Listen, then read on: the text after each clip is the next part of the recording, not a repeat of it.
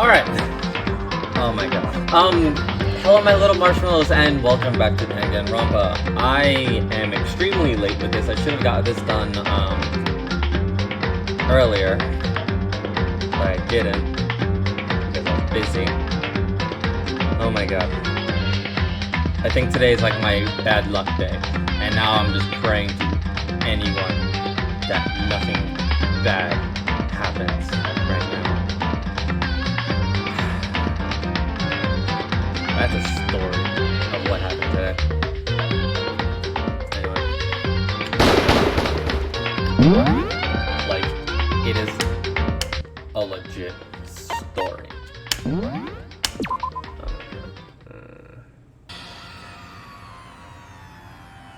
Okay.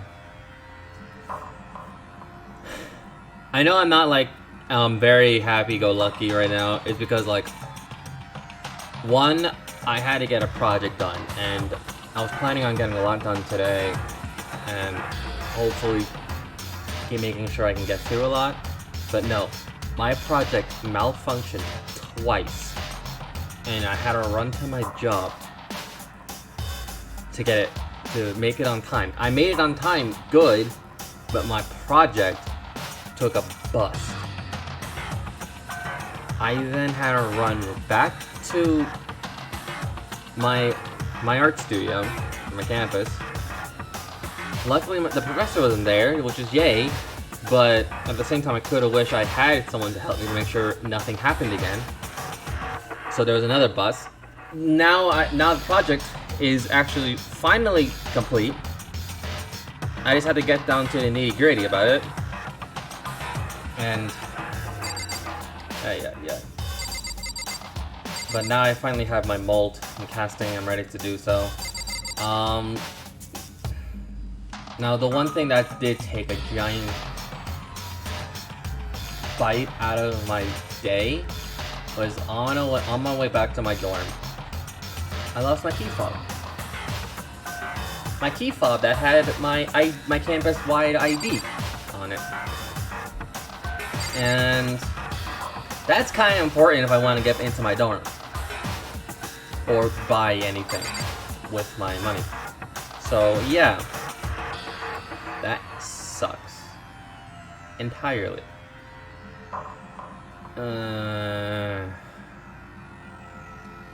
Okay. And luckily I was able to pull a police report and stuff like that. I was able to get in through my res life. And yeah. Let's just hope that tomorrow is just another. I just wish it was just a happy day. For now, pay attention to the wall. Huh? I said it once already. There's a word written there. On the wall. The word bloodlust is written on the wall in blood. So... I don't think that's any kind of dying message. It's just too strange. But you know, that thing written bloodlust in the blood, doesn't it sound kind of familiar? A murderous fiend who kills again and again, using bizarre and brutal methods. And at the scene of each crime, the word bloodlust is written in the victim's own blood. They're like a ghost attacking suddenly and slipping away before the police can catch up to them. And what nickname did the internet give to this mysterious serial killer? What? Genocide Jack! Genocide Jack, the murderous fiend whose grisly attacks were famous all across the country. The ultimate murderous fiend created a reputation of abnormal, downright cruel kills. What is this? And this is some copycat killer trying to imitate Genocide Jack style. But why would anyone do that? Perhaps it's the work of the real Genocide Jack. What? The real? Wait, you're saying Genocide Jack is here in the school? No way! There's no way. But going as far to write bloodlust at the scene, I'm surprised at their stupidity. Well, I can't imagine a worse situation than dealing with a stupid murderer. What is it now? Toko! Hina was pointing toward the entrance to the girls' locker room.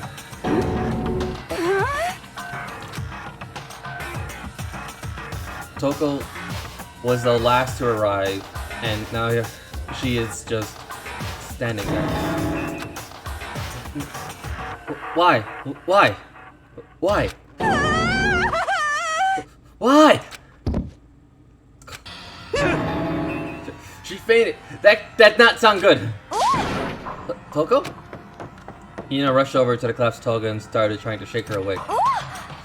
Toko, are you okay? Come on, wake up. Oh. Oh, that's right. I just remembered that she said that she faints anytime she sees blood. Oh. Oh, she is homophobic. I can't imagine she does not watch too many horror films then. Isn't that violation of school's rules, right? I mean, technically she passed out somewhere beside her room. No, I don't... No, I think it should be okay. The regulations said prohibit sleeping, like, on purpose. Ah, well, since she didn't faint on purpose, it doesn't count. Gotcha! Just a second. Toko, can you hear me? Hey, gotta wake up. As if she hurt. Toko suddenly shot awake. As in she literally jumped up from where she was laying. It was such a strange reaction.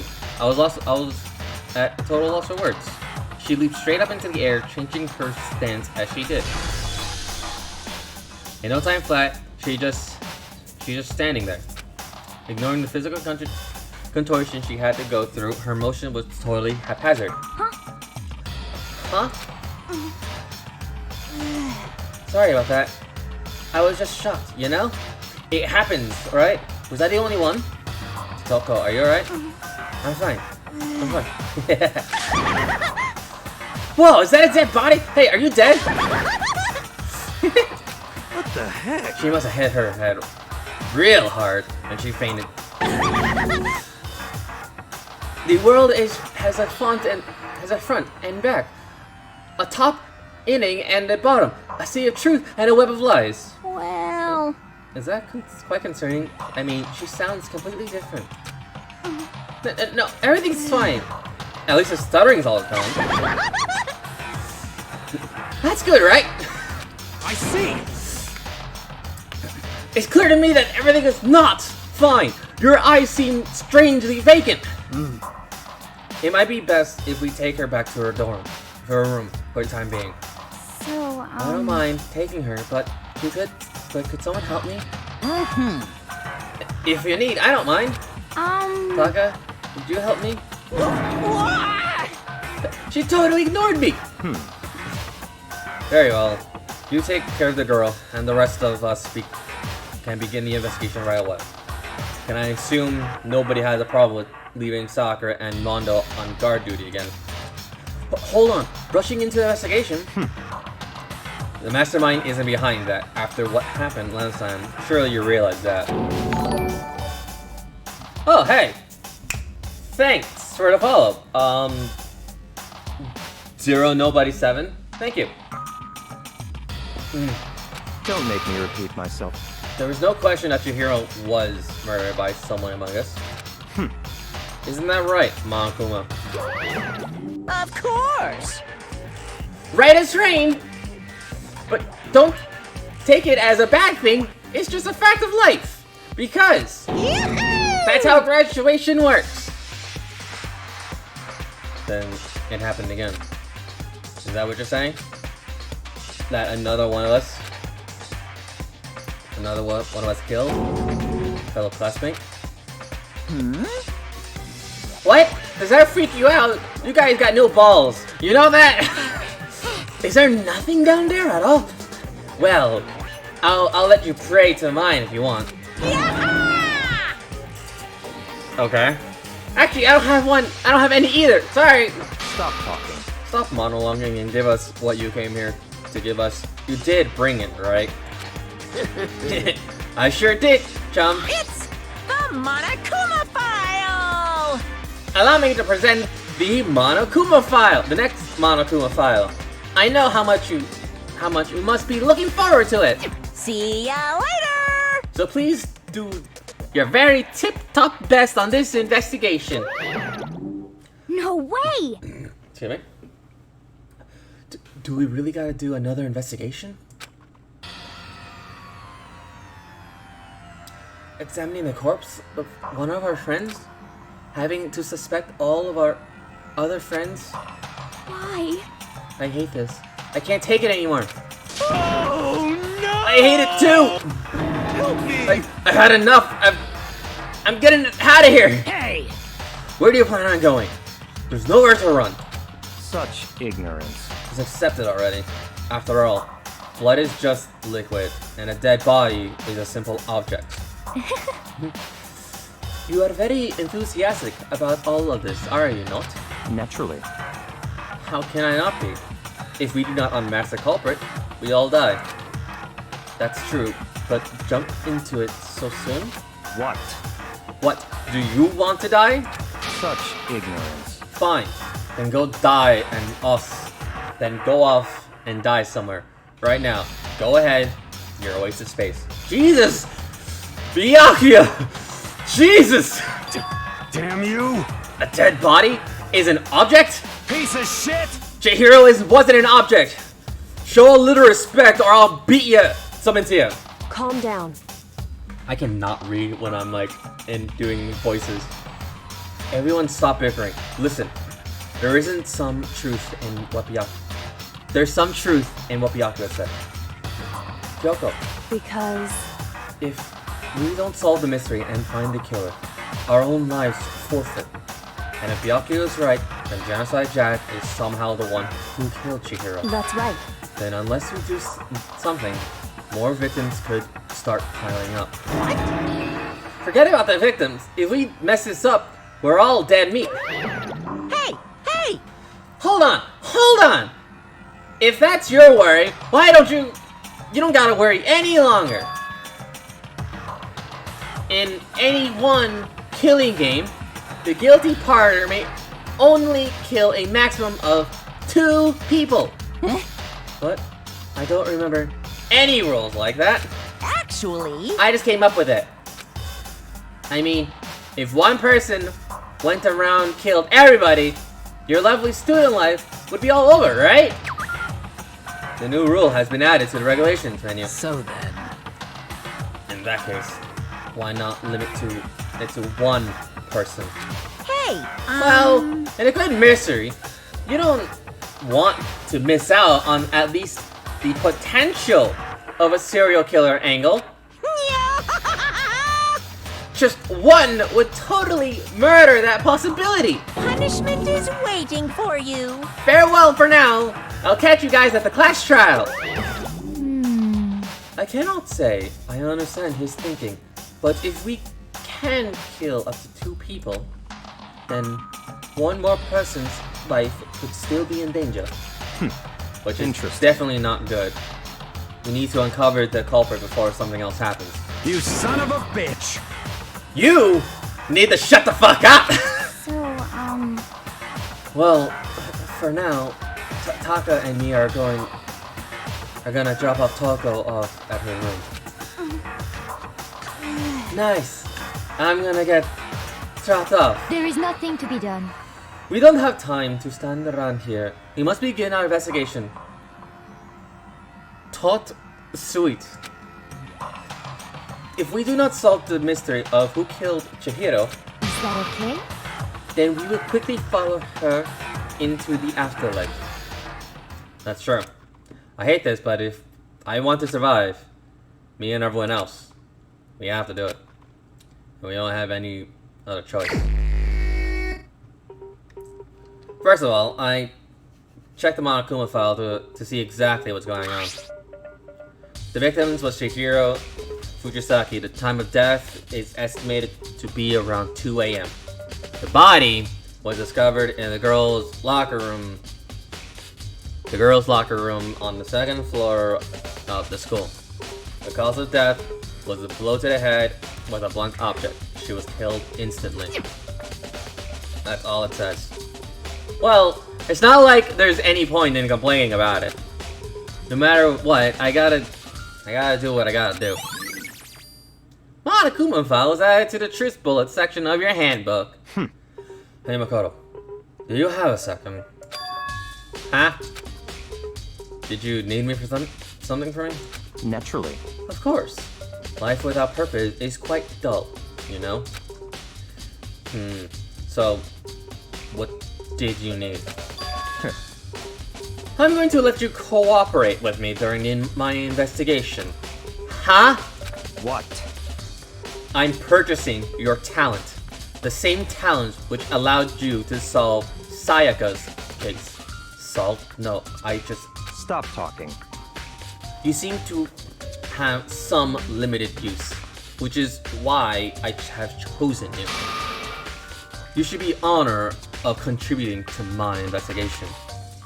So you're inviting me to come with you. You're doing it in the most arrogant way possible, though. Let's go. Now then, shall we get started? But we need to get moving. There's no time to be standing around. I don't really know what just happened, but it looks like I'll be working with Byakuya on this one. Yeah, dick! Okay. There's a dumbbell on the floor, and there's a blood stain. There's a blood stain on the dumbbell. Monokuma said a blow to the head with a blunt object is what killed her. Does that mean this dumbbell is actually the murder weapon? That's right. I don't imagine it could have been anything else. Locker room dumbbell has been added to the truth bullet section of your handbook. Alright.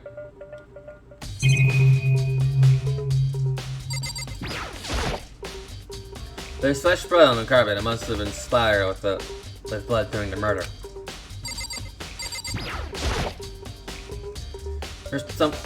The poster's got some blood on it. It must have happened during the murder.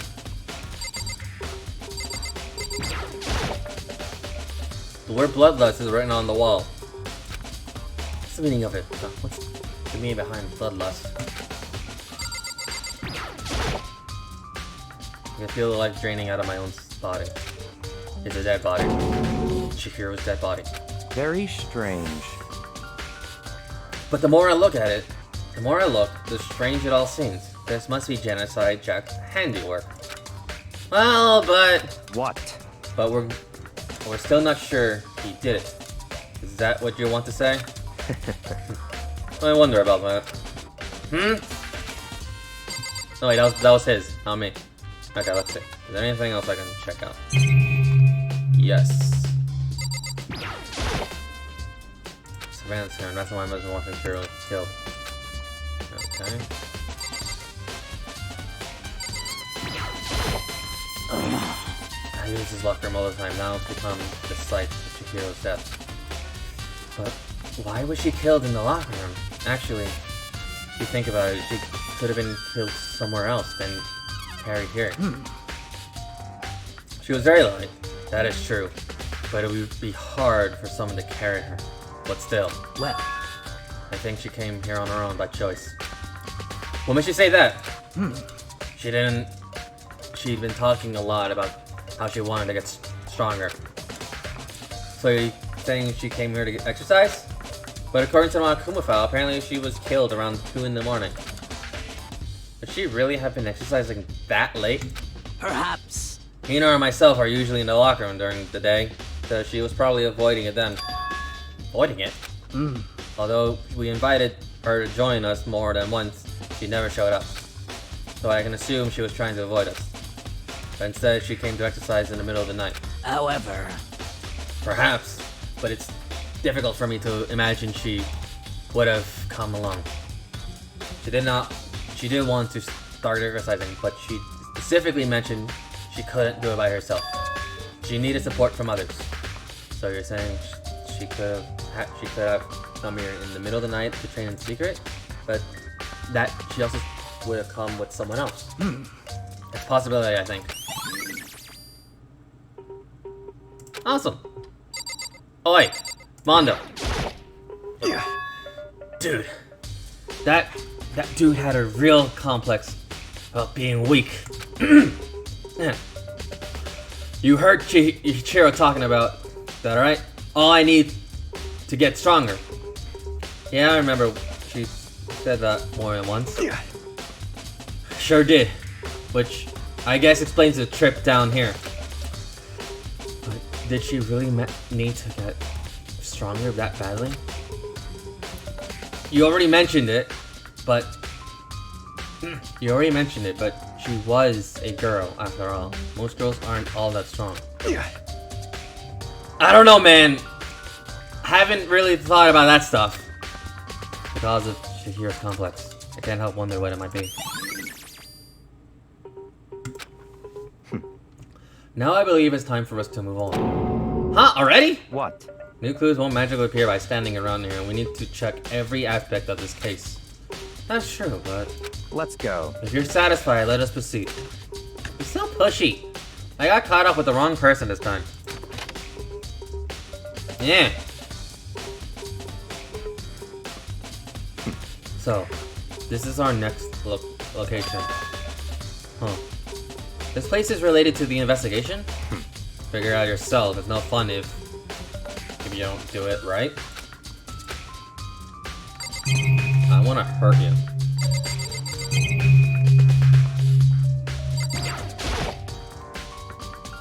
I remember you needed card readers meant to work with the handbook, right? What? Do you have any issues? If so, would you take it up with Monokuma? He said that, then quickly and sharply clapped his hands together. Did you call for me? Has he been domesticated? That's right. It seems that Makoto has a question for you. You need something? Sure, what's up? Well, it's just about this card reader. Yep. Yes? The card readers have all been designed to interface with each of your e-handbooks. You can only enter the locker room corresponding to the gender listed in your individual handbook. And it's impossible for two people in a row to go through while the door is unlocked, correct? Unbelievable. If there were some sort of erotic terrorist on the prowl, the ceiling mounted Gatling gun would initiate a Swiss cheese slaughter. And the school regulation prohibit anyone from lending someone else their handbook, correct? Of course. Correctly correct! So then, that means only girls can go to the girls' locker room, and only boys can go in the boys' locker room. In other words, Chihiro's body being found in her girls' locker room means... Hey Makoto, I can see right through you. See right through me. Allow me to tell you what you're thinking. Since Chihiro was found in the girls' locker, the killer must have been able to get in. So in other words... As such, the killer must be one of the girls. Did I get it right? Such ignorance. Good lord, you're simple. But am I wrong? You should pay closer attention to regulations. The answer has been in front of you the entire time. Loaning your e-handbook to another student is strictly prohibited. Only the act of loaning a handbook is prohibited. Borrowing someone else's handbook is perfectly fine. I expect nothing less from the prodigal son of the noble Tagami family. I could not read that. So you managed to sniff out the loophole in the regulation. Knowing you, I would bet you created it on purpose, didn't you, to add a little more excitement to things? You're treating me like a puny little appetizer instead of the main course that I am! Now then, since dead can't actually talk, they're not people anymore. They're things. Yep. Get it? Got it? Good! Wait, hold on. You're saying there's a loophole, but in order to borrow something from someone, then that means someone would have loaned it. So, Why you? So sleepy!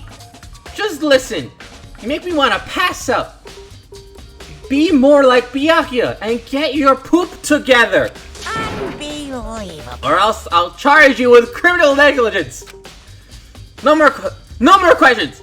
figure out the rest on your own damn self. That's fine. Well, I know you're unfortunately lacking in the mental facilities, so I'll fill you in myself. Let's head to the main hall. Main hall. That'll help you understand what's going on. But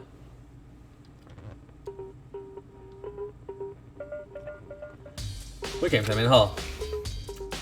So, what are we looking for here? Does that mean I have to figure it out for myself? Oh, fuck you.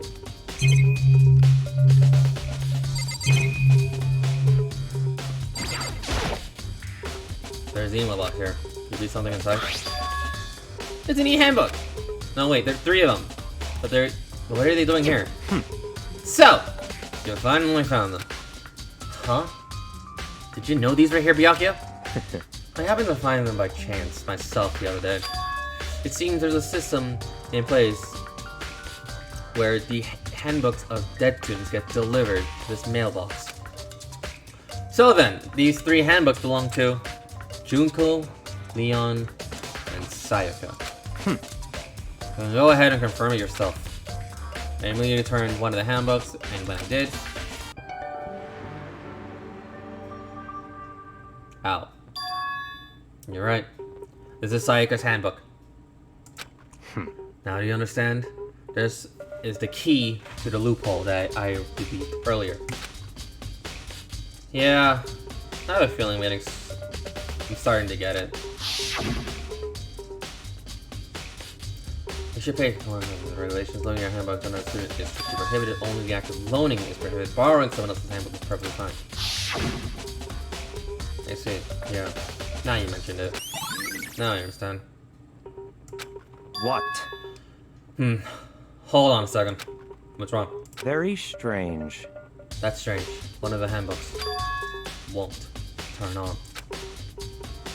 Is it broken? Whose is it?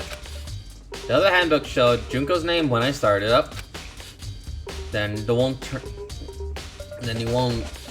that won't turn on must be Leon's, right? I see. It makes sense. Yes. After all, he did get pummeled with dozens and dozens of baseballs. Over this one. Don't remind me. Execution that Mastermind conceded. A cruel, heartless death. You're right. It wouldn't be surprising for the handbook to break during that kind of assault. Damn it! Hey, hey! Hey! Now I'm... Hey! What? That e-handbook is essential to student life here. Crucial,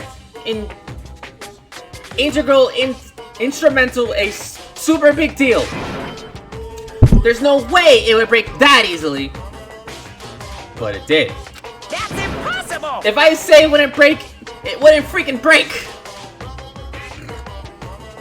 I can understand up to 10 tons of pressure, and it's waterproof to 100 meters. Okay, but I don't care how many baseballs you hit it with.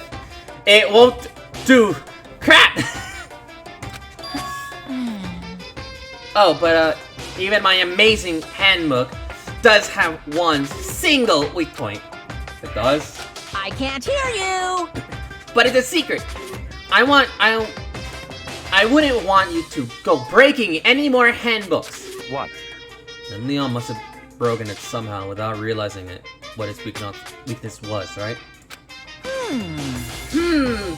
Hard to say. You know what I think? I think his handbook isn't actually broken. What? But you might ask, how could that be? Leaving the question hanging in the air, Monokuma disappeared. What just happened? Monokuma said it's not broken, but it's undeniably fact that it's not turning on. That's fine. Well, I don't see any connection to the case, so it doesn't matter for now. You think so? Either way, something about it still bothers me.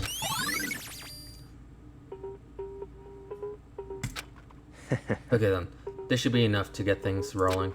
let's begin our investigation in the earnest and track down the true culprit. Yeah, we need to find out who killed Chihiro. To be exact, not quite. Huh? Not quite? Oi, what do you mean? What do you mean that? What do you mean by that, Byakuya? To be exact, not quite. Certainly, I want to reveal Chihiro's killer, but more precisely, I want to discover the true identity of Genocide Jack. Then, you really think, you truly believe, Genocide Jack is the one that killed Chihiro? Don't make me repeat myself. Absolutely. No doubt about it. Fuck.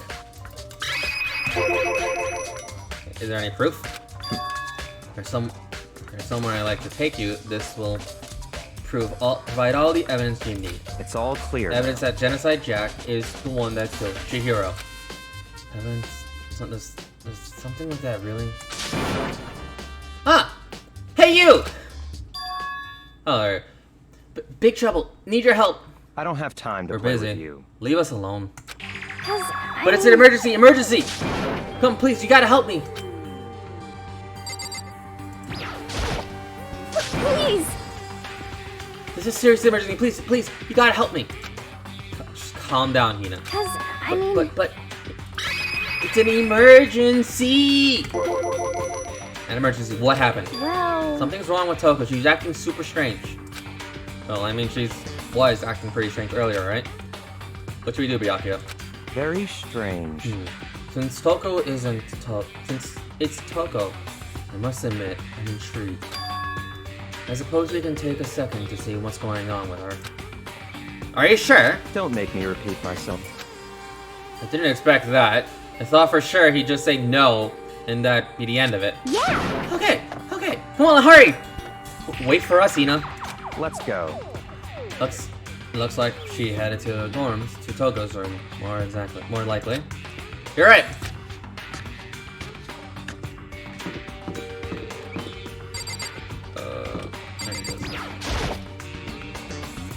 Is Togo inside? Some kind of emergency? You guys are too slow. I think you're just too fast. So, what's this emergency? So, Well, after what happened in the girls' locker, we left Togo in her room so she could lay down. After a while, we came back to check on her, see how she was doing. But when we did, it was weird. She refused to come down, and she kept saying all this weird stuff. Weird stuff? That's fine. We should talk to her ourselves.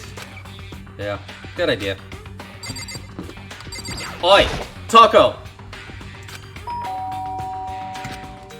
Door swung open slowly and silently.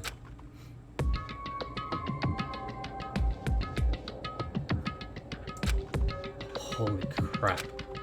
The Nord-Native floated out from behind the door, forcing a gasp out of me. What? Oh, nothing. It's just that, Hina was really worried about you, holding yourself up in your room. leave me alone. Yeah, sure thing. Oh, hey! Could you open up? Just Thanks for a the second? follow. Perfect Frost Mage. Thank you for Allow that. it. Huh? I won't let Genocide Jack have control. And just like that, she slammed the door in my face. What was that? She's been acting like that the whole time when I rang a little while ago.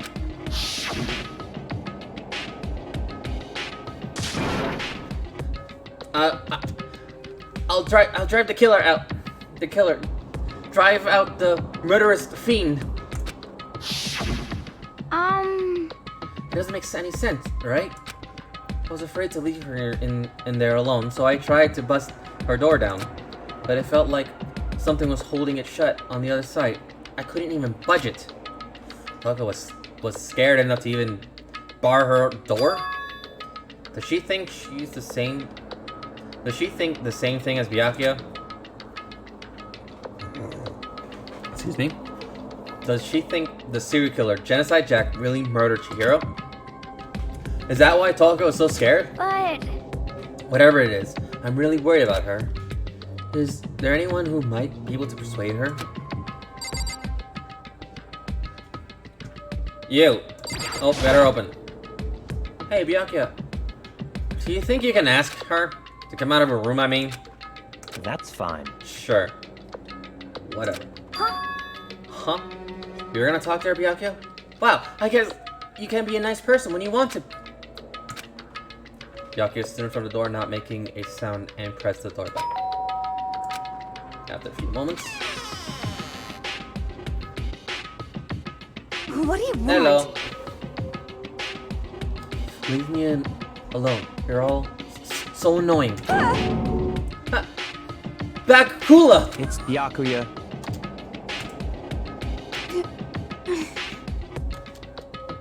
I'm sorry, I couldn't keep our promise. But don't worry. Never again. I won't let genocide have control ever again.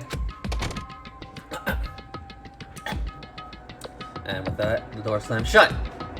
Even Byakuya couldn't put it off. There's nothing else we can do. Let's go back to our investigation. Hold on. Shut the mate!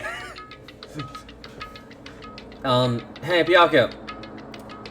What was Toko talking about just now? Something about a promise. What? Huh? Oh, I have no idea. Another one of her delusions, I'm sure. But Stop talking.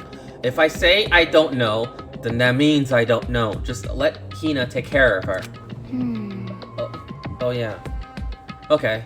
I'll stay here and keep an eye on her. Let's go. Spoopy. Spoopy.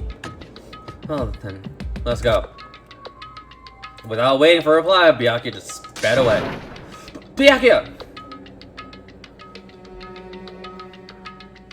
Ooh. Wait, how would you do that? I hurried to catch up. I tried to talk to him several times as we walked, but he didn't even look back, let alone say anything. He just kept on walking towards his destination. Finally, his feet brought him to a stop in front of a certain room. The library. Come on, let's go in. So how will you do voice acting audios? I'm kinda intrigued.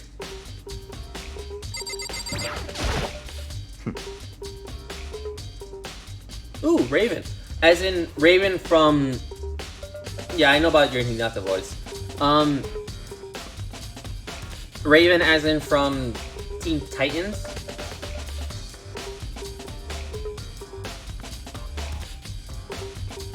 Ooh, okay. If you need help with the animation, I can help you. Okay. There's no point in checking there. We need to find real clues. Well, I got a Monokuma coin.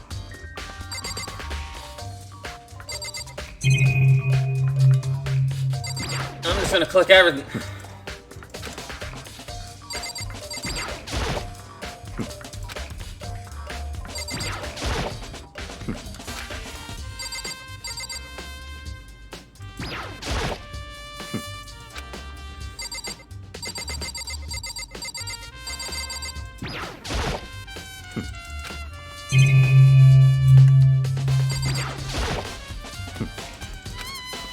There we go. Got another Monokuma coin. Okay.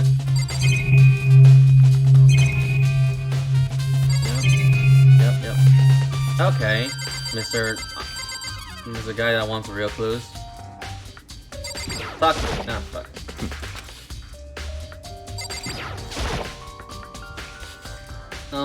Is the evidence that proves it was genocide Jack really in the library? Don't make me repeat myself. Okay, fine, then where is it? Probably behind you. I'm gonna hurt you. Plus, I'm also looking for Monokuma coins. So yeah, I'm just clicking anywhere that can help me find a Monokuma coin.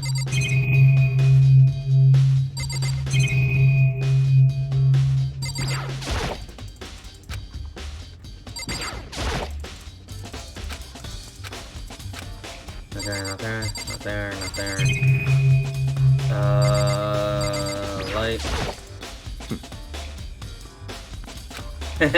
Yeah, but it might matter if I want to get a Monokuma coins. Also, I'm doing it to piss you off. Okay, check there, check there, check there. No, no Monokuma coin there. So check the book behind you, and I checked. Yeah.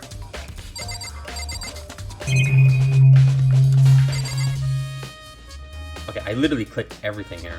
Then.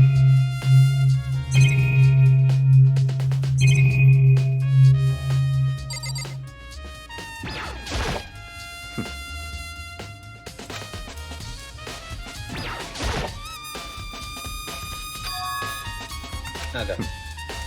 I did not know that. I did not know that, the archive. I thought that was just the exit.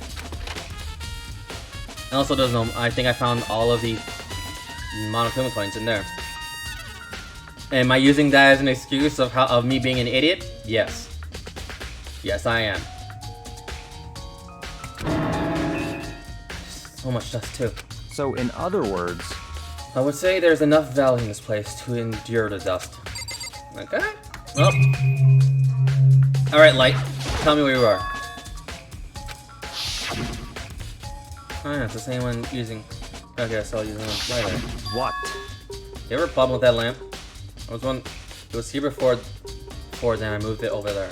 It was too dark over there, so I thought I'd put it to good use. Okay. Well, I got a Monokuma coin. Gotta click everything! Maybe that shelves with the files. Without thinking about it, I picked one up in random. Huh. You have a sharp eye indeed, just like that file. Huh? That's right. That's the report of the presidential assassination. The original is kept at the National Library. It won't be declassified for another 30 years. Are you sure you want to look at it now? There's no telling whose crosshairs you might wind up in peeking at it. Wait, I want to read that! Wait a minute, I want to read that! That's right.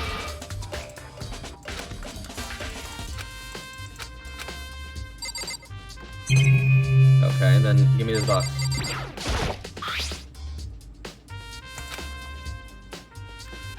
Judging from the smudges and the dust, looks like there was something inside. I know what it was. There's an empty external cord plugged in there. There was an extension cord plugged in there. It provided very useful. I cannot read with your accent. It provided very useful while I was in the library. It proved very useful while I was in the library. Ugh. Can't read with Dakuya's slarky accent. An extension cord, huh? Okay. There's so many files on that shelf. What's all these things? That's enough. Dude, those documents are dangerous. Dangerous? They detail all the people who control the world from behind the scenes. Dangerous truth for a commoner. You mean like members of Diet or something? No. I mean the ones with real power. The secret council controlling everything from the shadows. If you're ready to be disappeared for it, take a look. There are some very interesting people in there. You're just kidding, right? Am I? I'll let it go for now. Illuminati?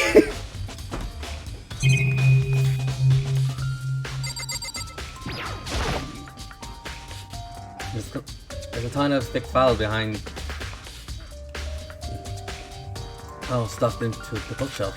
If you're thinking of looking through any of them, let me give you a little warning. Those files are filled with graphic, disturbing photos from all kinds of crime scenes. It's the kind of thing any normal person wouldn't ever want to look at. Be careful. Huh? What do you mean? All those files there are investigative reports related to different cold cases. Those are internal documents for police's eyes only. They're not the kind of thing you expect to leak. Oh. So, are you finally beginning to understand the true splendor of this library? The entire reason I was interested in the library is because of this room right here. Interesting. It's home to classified government documents, police records, things no ordinary person would ever see. Isn't it magnificent? This can't be for real. Such ignorance. That's your guys' problem. Anything that doesn't fit into your perceived reality, you label it a lie. Well, it's not that. It's just... It's not like I totally refuse to believe it, but... I mean, there's just so much. How could anyone have pulled all this together? I suppose it goes to show just how much power Hope's Peak truly wields. Or perhaps the Mastermind may have wanted to provide us with enough entertainment to keep us from getting bored. It's no use. I can't keep with all this. It's just too unreal. What's wrong? Still can't believe it? What about you? How can you believe it so easily? Things like that are usually impossible. What? What do you mean, usually? Usual, normal, ordinary, simple, those things don't exist anywhere in the real world. If you don't understand what they actually represent, you don't understand the nature of anything. You don't pull your punches, do you? Besides, what you consider usual is based on your common sense reality, right? I'm about to say reality, I'm gonna say right. But what makes you think your own common sense applies to me at all? The documents gathered here are genuine. I have reviewed them multiple times, so there's no doubt. Hold on. Are you saying you've read all these documents more than once? But all this has to do like top secret confidential stuff, right? So why? My family has a reading room just like this at our home. Ours is bigger, of course, and not so as dusty. Members of the Tagami family have access to any variety government-related documents. That includes foreign powers as well as domestic. How is that possible? So in other words, I already told you, there's a secret council that controls the world from the shadows. My family is a member of that council, and I have within me the bloodline that allows me to one day bend the world to my will. But to become such ruler, I must know all levels of this world backwards and forwards. So whenever I have time, I like to review whatever documents and materials that interest me. Which is why I can proclaim without a doubt that the materials gathered here are the real thing. This is beyond believing or not believing. Byakuya is actually starting to scare me more than the actual Mastermind. And what always interested me the most were the cold cases, police investigation reports. Reading through those reports has always been a hobby of mine ever since I was little. It's excellent mental exercise. I've solved more than a few of those cases just by reviewing the reports. And among all those reports, one of my recent favorites is Genocide Jack's case. As he talked, Byakuya grabbed a specific file from the shelf. that's right. This is a complete case file. Every single report surrounding Genocide Jack's case has been compiled in here. Because there's so many, allow me to quickly summarize the main points. To begin, there are two notable characteristics in every Genocide Jack murder. The first characteristic is that every crime scene, the word bloodlust is written in the victim's own blood. And the second is that the victims are murdered and their bodies are suspended in a certain way. Bloodlust is written and the victim's body is suspended. It's exactly the same as what happened to Chihiro. Save your surprise, the best part is yet to come. For the second characteristic, where the victims are suspended, the only ones who knew about the particular fact were the members of the police and other higher-ups. By all accounts, nobody in the media ever found out. In other words, no one on the news, no one on the online, nobody knew about the aspect of each crime. Only key officials and the killer himself. knew about this act of mounting the victim. Now, if you recall Chihiro's corpse, her body was most certainly mounted in this fashion. So, how can the killer have known about the suspending the victim? That's right. That's the key question, but in fact the answer is quite simple. So in other The words, culprit isn't a copycat killer, it's the real Genocide Jack. in other words, That right there is the evidence that Genocide Jack has hidden himself among the rest of us.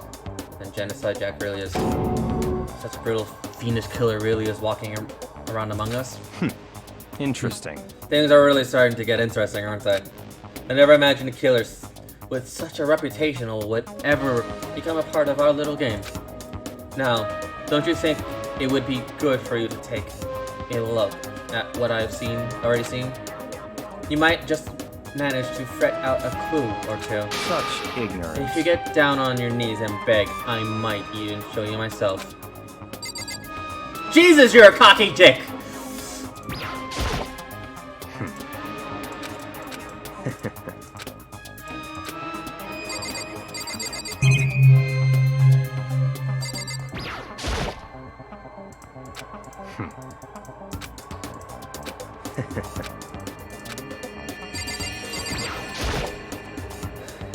Byakuya, about the genocide case file. Could you let me see it? That's fine. Well, you didn't beg. But I guess it's okay this time. Feel free to look at it in here, but you can't take it with you.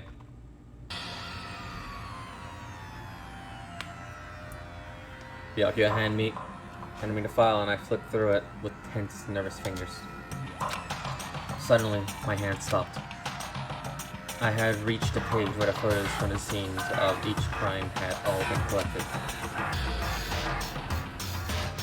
The names of Genocide Jack victims ran on several pages. Ken Hara, 32, Tenso Honda, 17, Soji Gaku, 23, Kano Issei, 14, Taka Yoshi, 30, Komata Taru, Takafumi Gono, Uchida Naoshi, Takeshi Masamune, Yoto Yumijimi. There was no end to it, but the one thing became perfectly clear as I read it. All the killers, countless victims were killed and suspended in the exact same way. And at the scene of every murder, the word bloodlust was left in the victim's own blood. Now take a look at the next page. You'll find another interesting tidbit. The next page.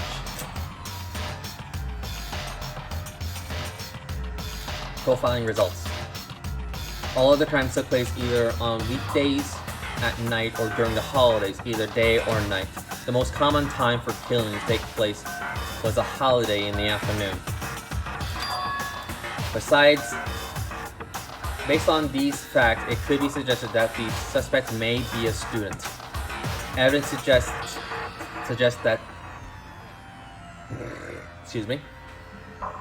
Evidence suggests that the suspect lingered at the scene, but when they did leave, they were in a panic.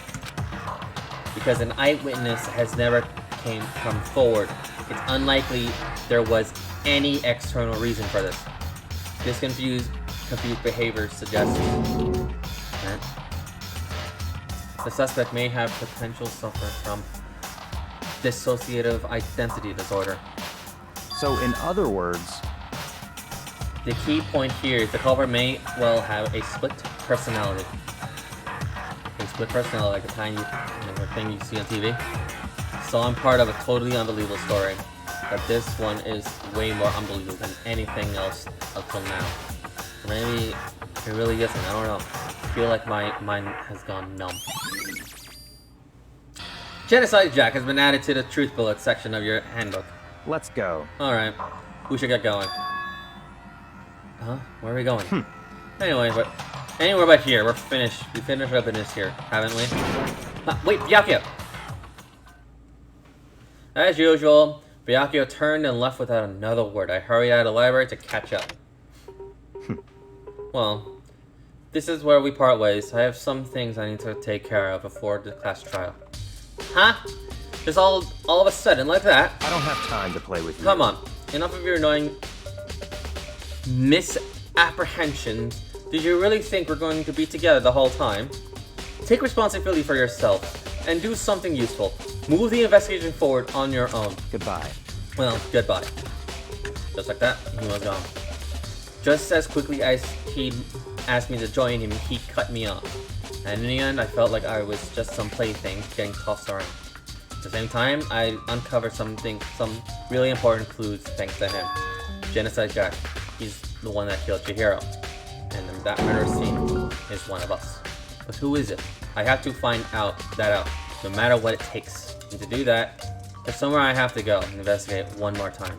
I have to go back to the crime scene, the girls' locker room. I should check the boys' locker room too. And the others might have come up with some info I might find useful while I'm at it. I need to find out everything I can. Okay, time to question everything and smack everyone with a mallet for killing Chihiro.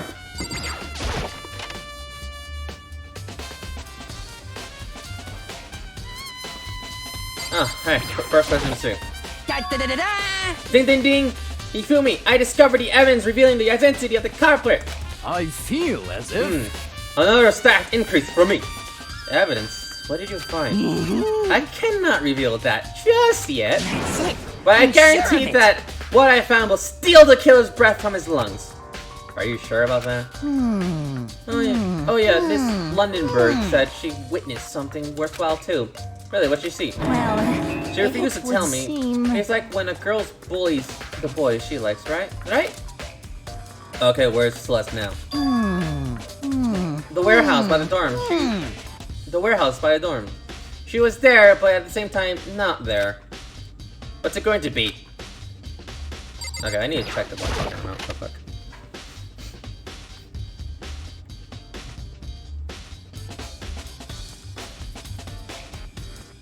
That's what I saw. Huh, this poster. It's a popular boy band called Tornado. And somehow it doesn't fit in the boys' locker room.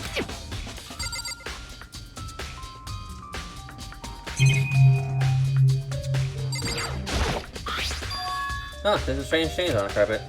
What is it?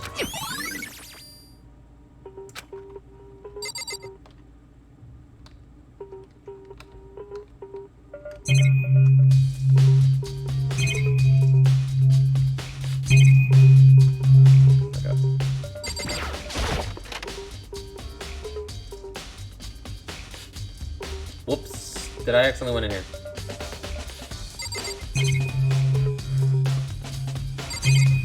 Yeah, I went in here by accident.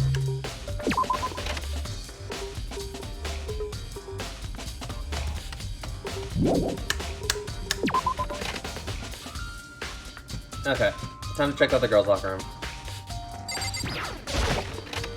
I have Sai has passed, so I should be able to get in, and plus they can let me in. That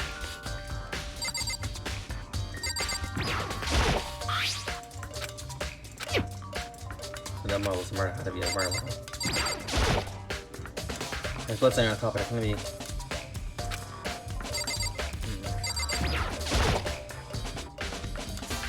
This is the most noteworthy part, but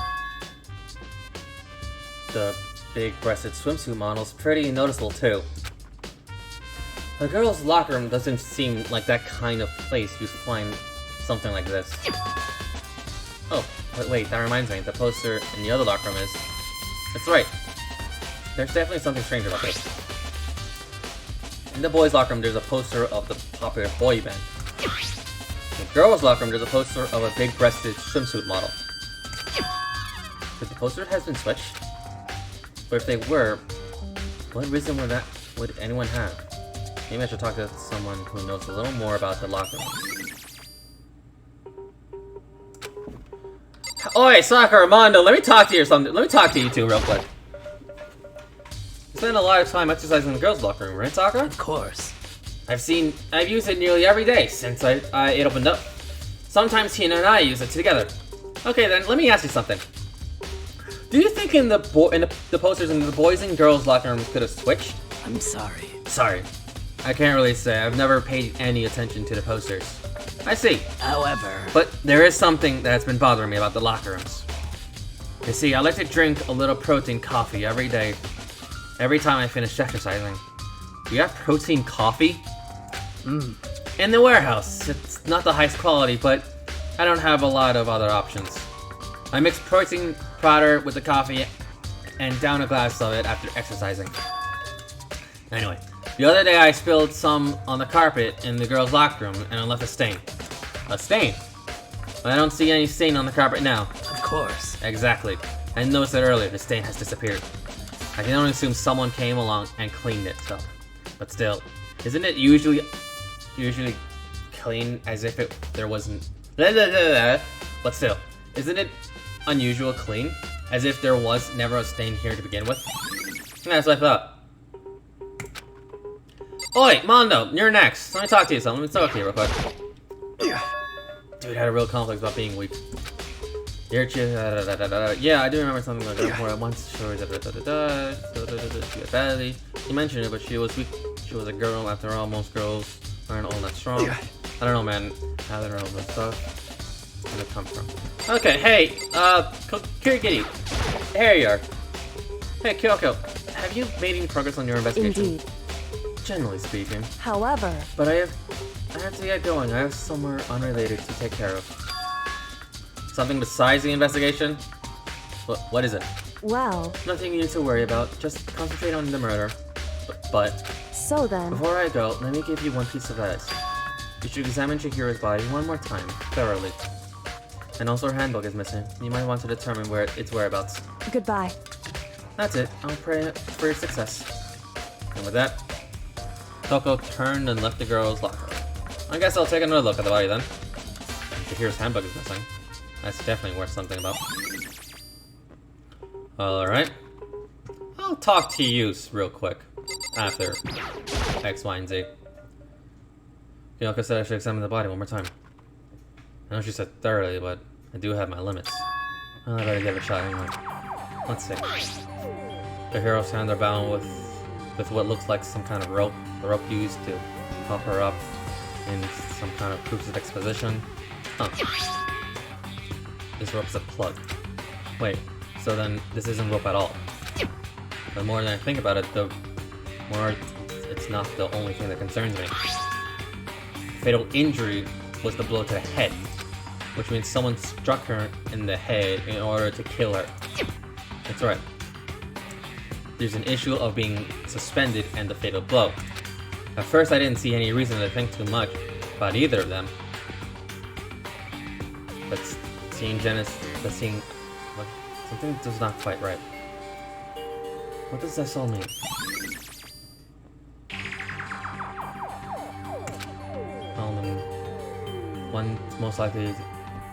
The one thing that most likely to tie all these mysteries together is the true nature of the rope that was used to suspend Chihiro. And to figure that out, there's a certain place I need to revisit and look over again. Plus, it might help to look at the genocide case file one more time. That's a plug. Either it's in the AV room or I gotta check the library.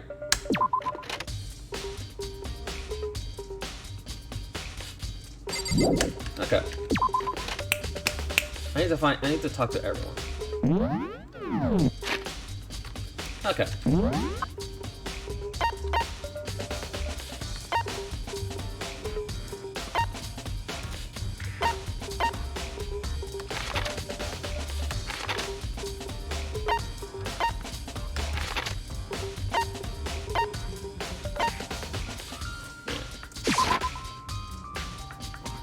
Okay. I'm gonna talk to you real quick. Because you should know more about something. Oi, Hina, how's Toka doing? Same as before, she won't come out, and she just keeps saying, Mom wants something about Genocide Jack. So I just left her there. You left her? My head was all swimming, and I was getting pretty hungry. Yeah. Oh, but don't worry, I'm going to head back as soon as I'm done eating. Toga's not exactly pleasant, but I'm still worried about her. Speaking of which, what are you eating? Huh? A donut, of course! Of course. There's two things I'm sure God created. Outer space and donuts. Aw, that face. Really? I bet Chihiro would have liked to eat some more donuts. Maybe that was her one big regret. I should have tried to spend more time with her. Come to think of it, who did she spend time with? Well... Yeah, she was acting a little strange. Didn't really hang out with the girls much. It was like she was trying to keep her distance from us. Actually, Sakura said something familiar. Similar. She said that even though you and her invited Chihiro to exercise. She said that even though you and her invited Chihiro to exercise with you, she was always refused. Yeah, totally. Yeah, it's true. And it wasn't just us either. It was like she stayed away from all the girls. Was she just shy? I don't know. She talked to the boys all the time. Isn't it kind of weird to be shy around your own sex, but totally fine with the opposite sex? Oh wait, maybe she was used to guys spoiling her. The law says you can't judge a book by its cover, right? You think so? I never really saw her as that kind of girl. Okay. Okay.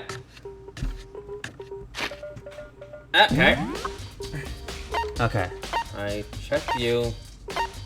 I gotta go to the warehouse. Warehouse.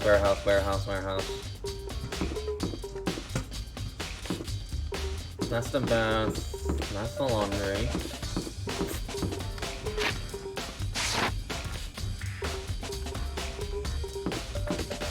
Down here? Yeah.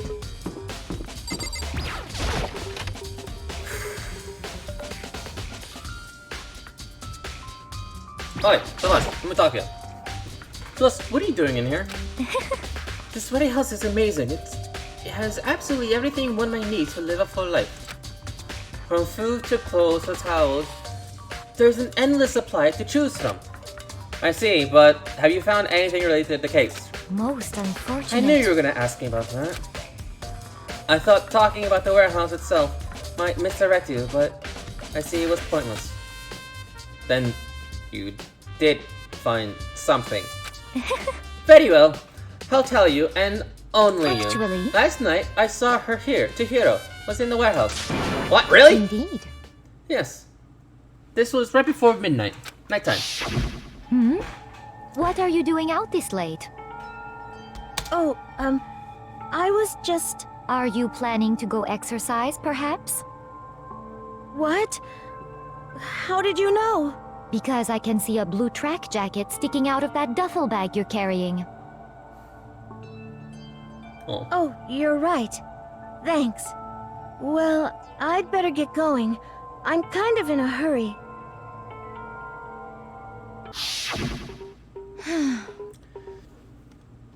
She stuffed the jacket into her bag in a hurry. It was almost like she was trying to hide it. And just like that, she was gone. Yes, I indeed. assume she was merely shocked.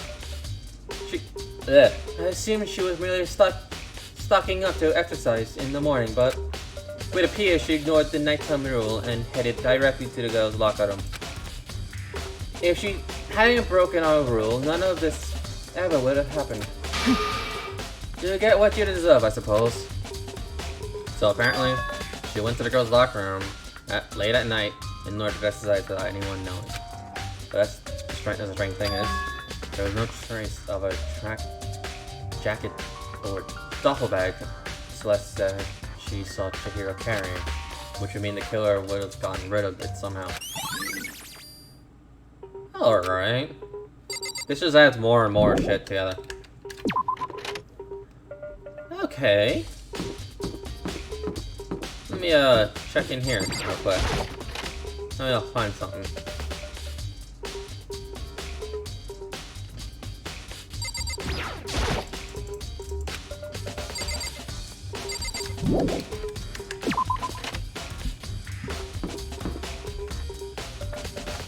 Okay, anyway. Map. Okay.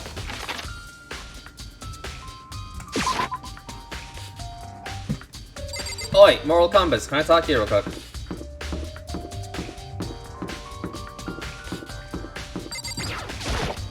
How unfortunate. Maybe we should confess our embarrassing secrets after all. Damn it! I'm sorry, Trick Hero. It's all because I wasn't strong enough! Okay, never mind. I'm not gonna talk to you. Okay, where were you?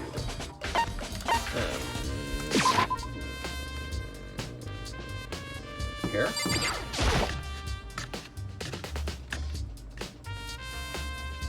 Yep, here it is. Huh? Oh, hey, Makoto. What's up? I haven't been up to anything myself, that's for sure. Definitely haven't looked inside the mailbox. Why would you say that?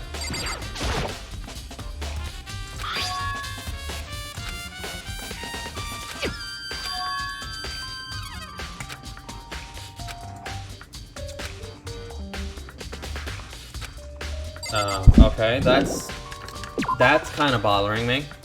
Into X, Y, and Z.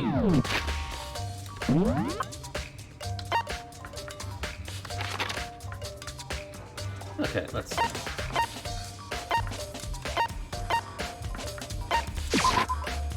I'm just literally talking to everyone. So if I'm taking my time, and it's because I'm literally talking to everyone, and it's kind of like, yeah.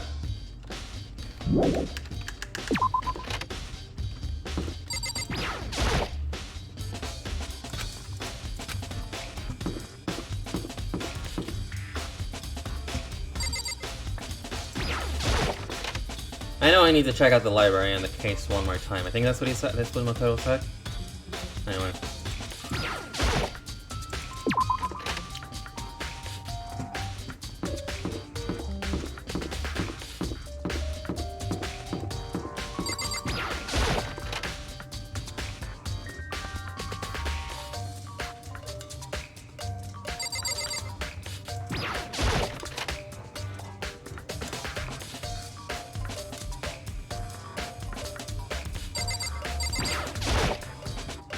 The one box is empty. The extension cord was in there before.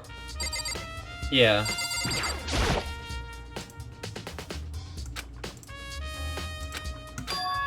Huh. It's gone. Did someone take it out of the archive? Only one would do something like that. Can't think of anyone but Ryakyo. Okay, where did that son of a bitch go to then?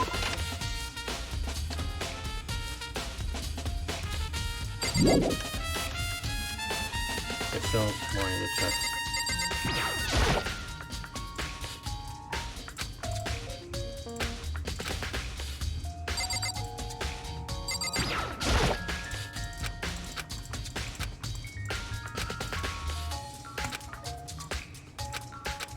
My phone's not as a freaking favorite on this. Or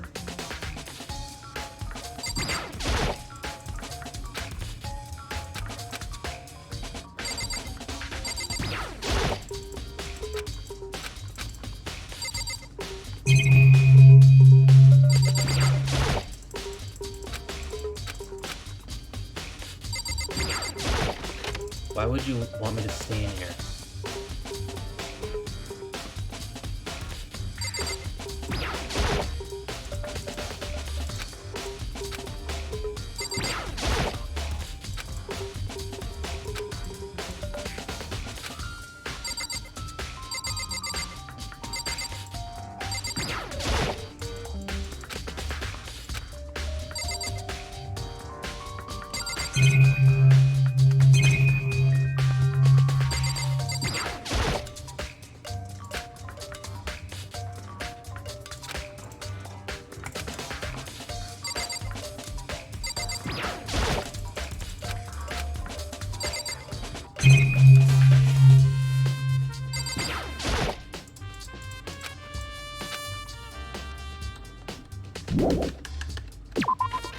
Okay. So then, what the fuck? Why am I? Why am I stay here?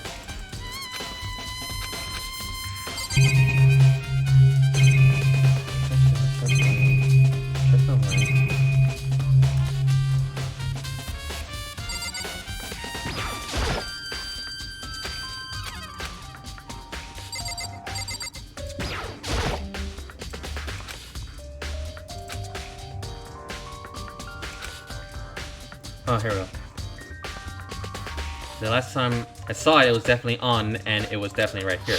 Oh, that's right. Pinocchio was using the extension cord. There we are. But there's no extension cord here right now. I wonder if... Alright, that's one's officially... There we are.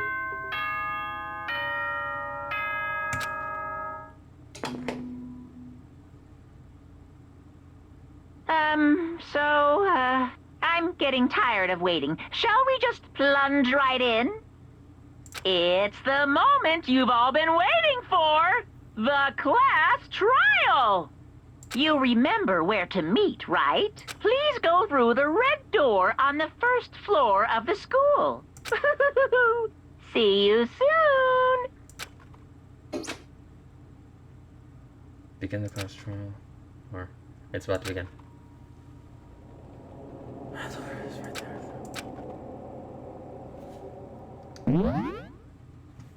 Hold up.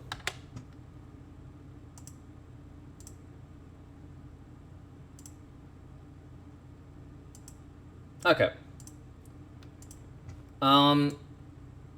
I literally have an entire group waiting for me to play Among Us. So I will get back to this. It's just that I owe them a game, and I don't want to keep them waiting. So, like I said, this is going to be a double... It's going to be a continuation of that. So, yeah. You know what that means? Time to die! Either in Among Us or Danganrompa. Which one? Do you want me... Okay. Do you want me to do the class trial? That's the thing. I can stay and do the class trial. I'm not... The thing is, I don't know...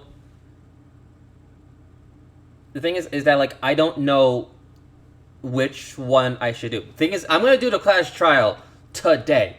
Or tonight. Whatever comes first. That is my main goal. It's just, do you want me to do the class trial today? And then Among Us? Or do you want me to do the Among Us? And then the class trial? It's up to you.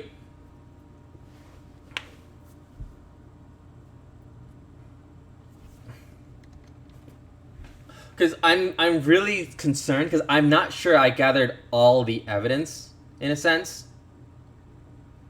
So, yeah. Maybe I have. Let's check my truth bullets.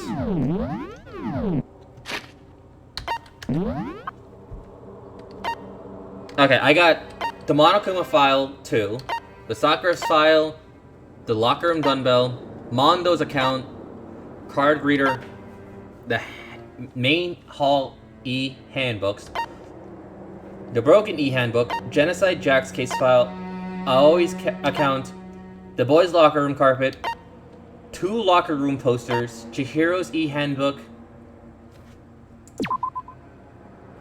Yeah, I really want to find that handbook. Celeste's account, library desk, and the disappeared stain, and the status of Chihiro's body.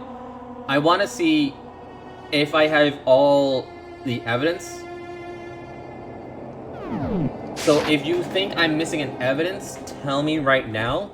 You can look it up if you want, and you can guide me to where it is. Or should I go straight to the class trial right now? I'm asking you, Luna. So please tell me.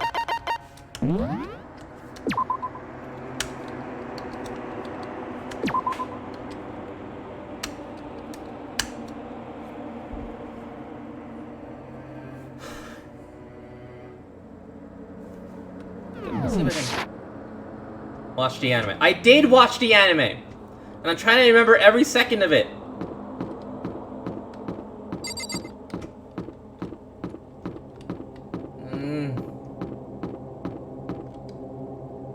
Do a cheat. I don't want to do a cheat. I don't want to do a cheat. But that's why I set this up to so backseat gaming is allowed, so you can help me without me actually looking it up.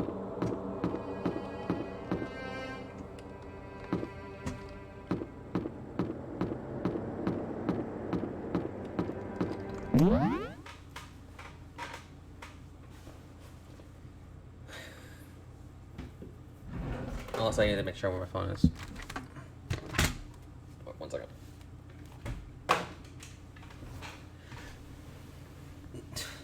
No one needs to know. Oh my god.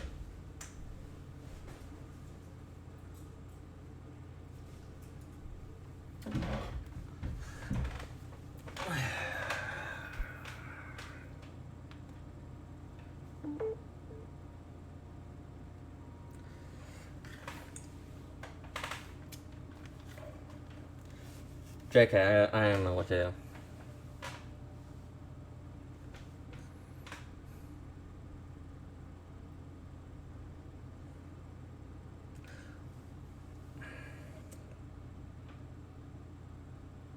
Hang on. I need to text someone to make sure that, like, I'm gonna make that. I need to text the group to make sure that I'm gonna be late a little bit. So, yeah.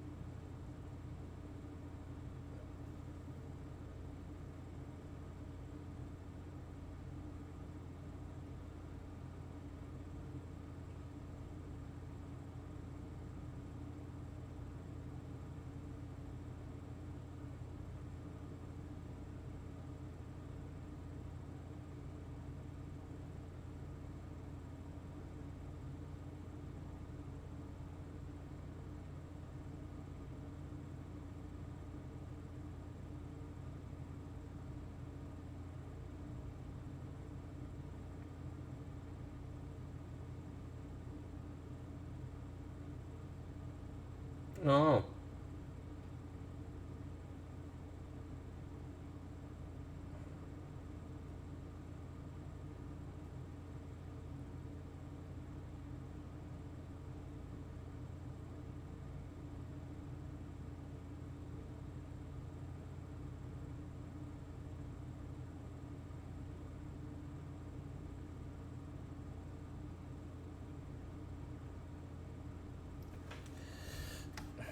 Okay.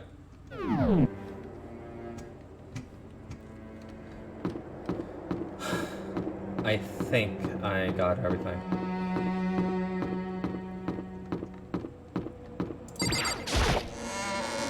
Ooh, yummies.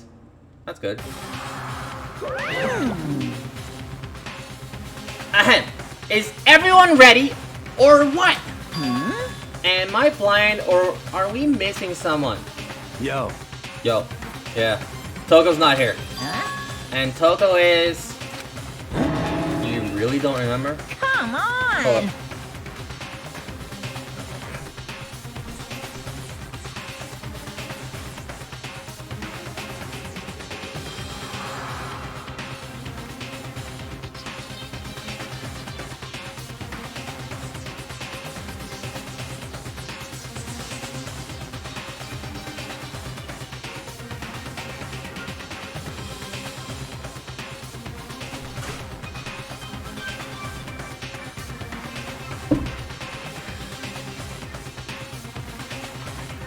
Kidding. I'm just kidding. How could I forget that little nut job?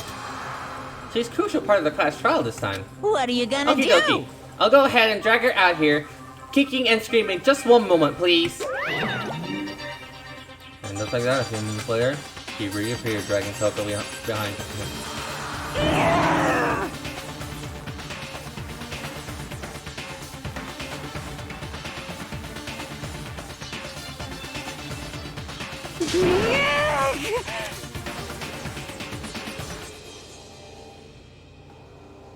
Wait. What? Phew. So now everyone's here, right? Okay, hustle into the elevator and let's get this thing on the show. I'll show you guys down there. Let's go.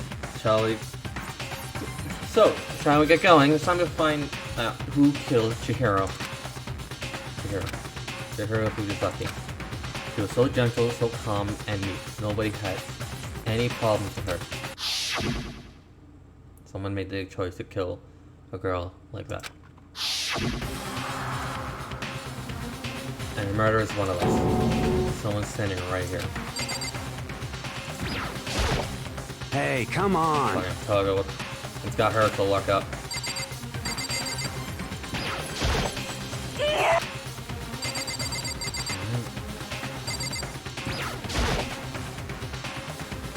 It's true. Yes.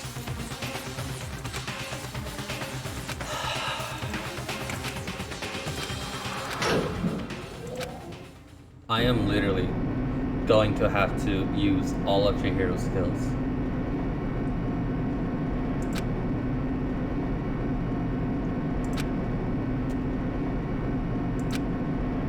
Why not? Came to a sudden stop.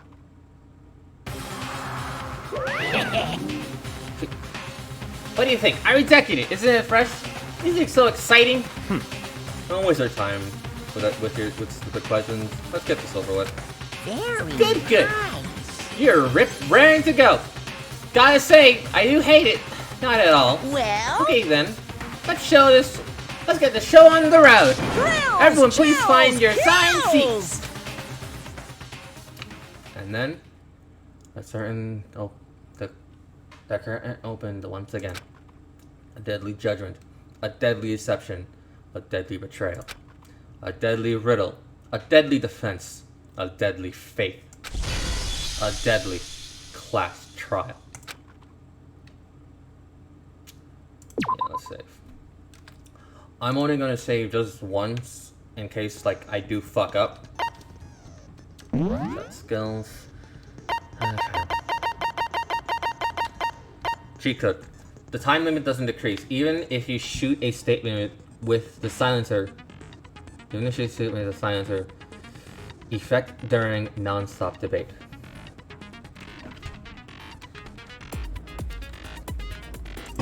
Set. Increase the speed of memorizing statement. Yeah, set. The ability to guard decreases more slowly during concentration and fever time. Effective during non-stop debate, the Hangman's Gambit, and bullet time battle. Set. I am literally like setting up everything. Like, alright, gotta customize this gun. I gotta customize this gun real quick. Alright. Alright. Neural liberation. Alright. Finish preparations. Class trial. All rise! Let's begin with a basic explanation of the class trial. So, your votes will determine the results. If you can figure out who Whatever done words I it, say. then only they will receive punishment. But if you pick the wrong one, then I'll punish everyone besides the blackened, and the one that deceived everyone else will graduate. Okay then. So, first off, let's talk about the murder weapon! Let me see if I can, set the, No, I can't. Are you bloody kidding me?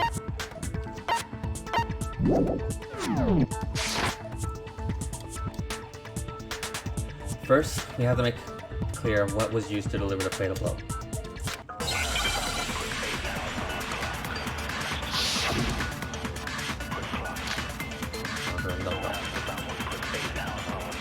Chihiro's fatal injury. It appears it was a head wound. According to the Monokuma file, the killer used a blunt instrument. But what kind of blunt instrument could it have been? I bet it was an iron pipe. No, that's wrong.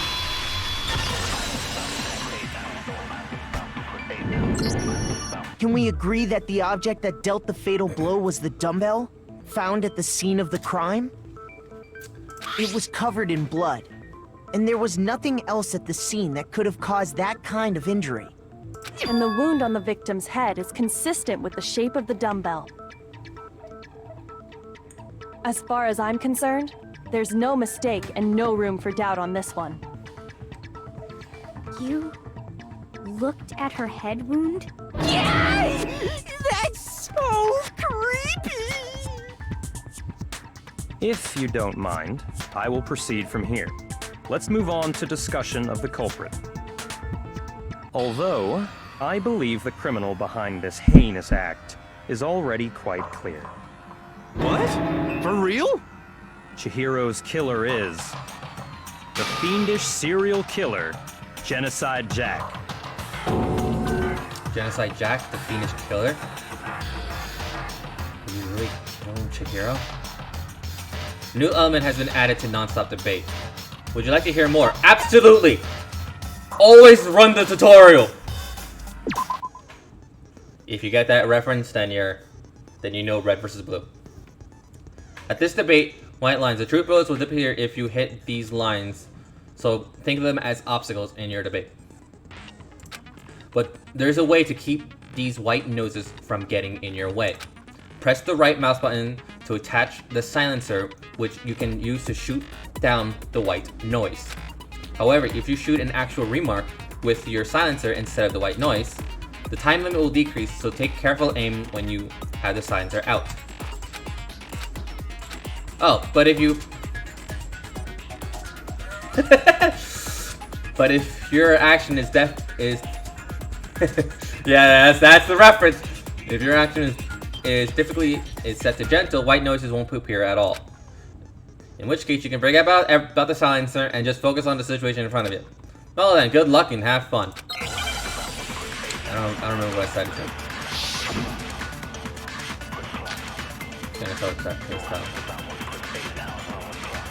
The culprit is Genocide Jack. I'm sure of it. Case closed, as far as I'm concerned. But that's impossible! Why? What makes it impossible? Well, I mean, come on! There's just no proof for it. No, that's wrong! Break! I might know one reason he could be involved. What? I found this file while I was looking around the archive in the library. I guess it's some kind of confidential file the police put together about the Genocide Jack case. And since I'm doing a Caboose reference, I guess I'm Caboose. That's kind of weird as shit, isn't it? What was something like that doing in the library? The why of it is probably more trouble than it's worth, so let's forget about that for now. More importantly, it outlines all the specifics of every Genocide Jack case in exceeding detail. According to the file, there appear to be two defining characteristics in every Genocide Jack case. The first is that a bloody message is found written at the scene of every murder. Oh, that's right. Boob lust. It's actually bloodlust. But more important is the other characteristic, and it's something that has never been made public. Never made public? What the hell is it?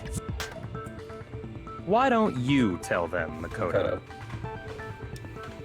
The other characteristic of every Genocide Jack case, which is... well, doesn't know. If I'm not mistaken, it has to do with how the victim was positioned. I got it! Apparently, in every Genocide Jack case, the killer suspends the body in a certain way. Other than the killer, the only people who know about this are the higher-ups in the police department. However, Chihiro was most definitely suspended in the same way. So, how did the culprit know about this when only high-level police officials were aware of it? There's only one logical answer I can think of. it's because the culprit in this case is the real Genocide Jack. No fucking way! You're saying Genocide Jack is one of us? Yes, in fact, it's Toko. What? Genocide Jack's true identity is Toko Fukawa. You lie! What? Hey, okay, wait, hold on a sec. Toko has, like, bloodophobia or whatever, remember? What kind of serial killer is afraid of blood? Is Toko Genocide Jack? The answer is yes and no. Another riddle? Man, why is this gotta be so complicated? It's a riddle for sure, but I feel like I understand it. Which means for Genocide Jack also did not be Toko. The answer is that she's not just one person, but multiple people, right?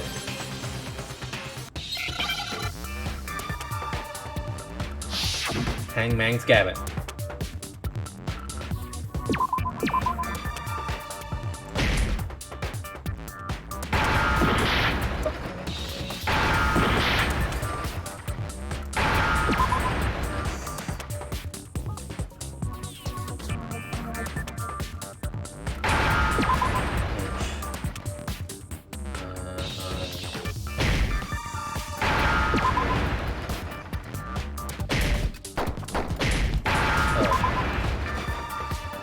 That was now weird. I understand. I thought I was hitting though. I thought I was hitting the letters. Has a split personality? Huh? I think I read that somewhere in the file too. They thought that the suspect might have, what did they call it? Dissociative identity disorder. Oh, okay.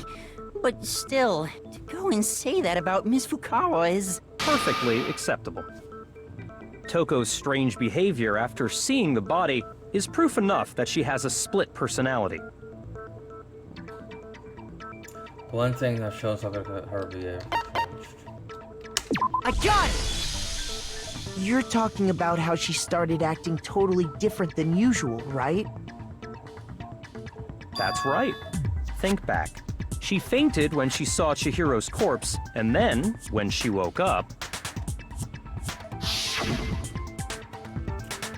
I'm fine. Whoa, is that a dead body? Hey, are you dead? She almost hit her head real hard when she fainted. The road was a front and back, a top and tiny, bottom sea, a truth and a web of lies. Is this quite concerning? I mean, she sounds completely different. She was acting funny, that's for sure. That melancholy tone of hers completely disappeared. Don't go assigning adjectives to my tone without permission. Not to mention, once she regained consciousness and saw Chihiro's body again, she was utterly calm. In other words, within her is one personality that can't handle blood, and one that obviously can. So when Toko trapped herself in her room, it's because she was scared of Genocide Jack?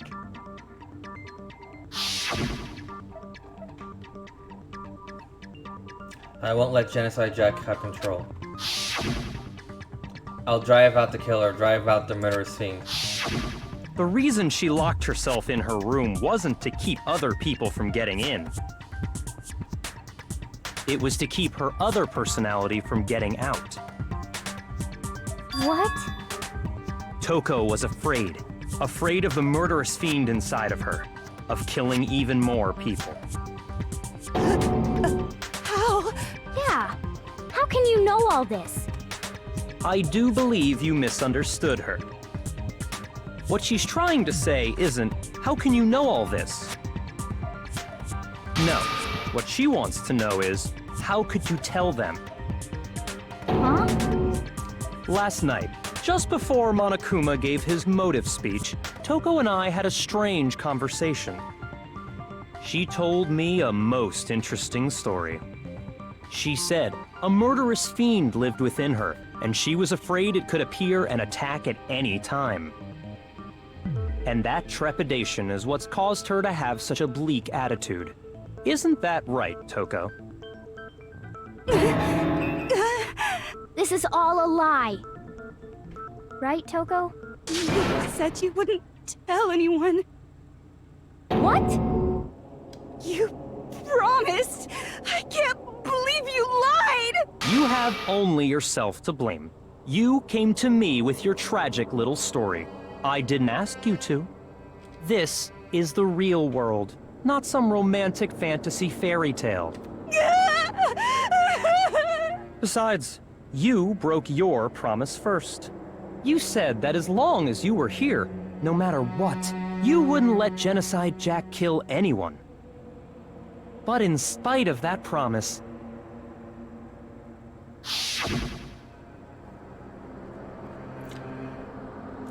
Sorry, I can't keep our promise.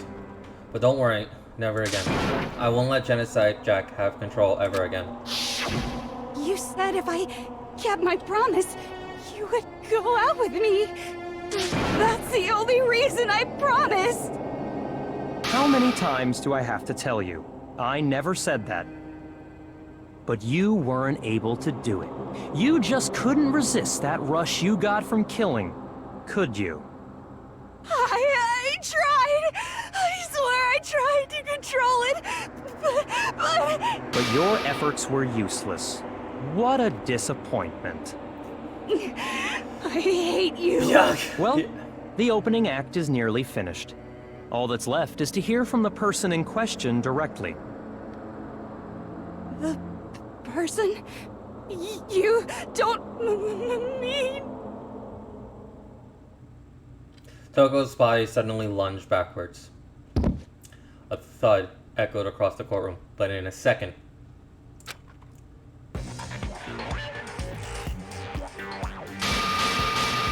Well, hello there! Is it me you were hoping to see? What the heck? So you figured it out, huh? Well, whatever. What are you gonna do? I'm the ultimate murderous fiend, Genocide Jack! Or better yet, let's go with Genocide Jill! What the fuck is this? Toko, what happened to you? Not Toko, that's a loser name, and what happened is a textbook split personality. So what if one of them happens to be a serial killer? You should turn a blind eye to one's faults.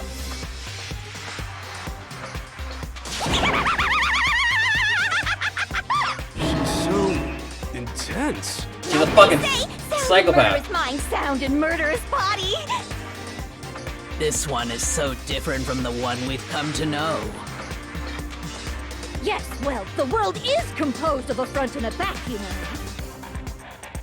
Just like how every inning has a top and a bottom, or how in the depths of every truth lives a little lie. Behind every dark and gloomy soul lives another that shines as bright as the sun! This is the murderous fiend, Genocide Jack. This is beyond insane! Yeah, that's Miss Jack, Jill, can I ask you a question? What's up? Aw. Some of us think you might be the mastermind behind our entire situation. What are your thoughts Why would you ask the serial killer that? Well, I'll tell you. I am the mastermind of all masterminds! Just kidding!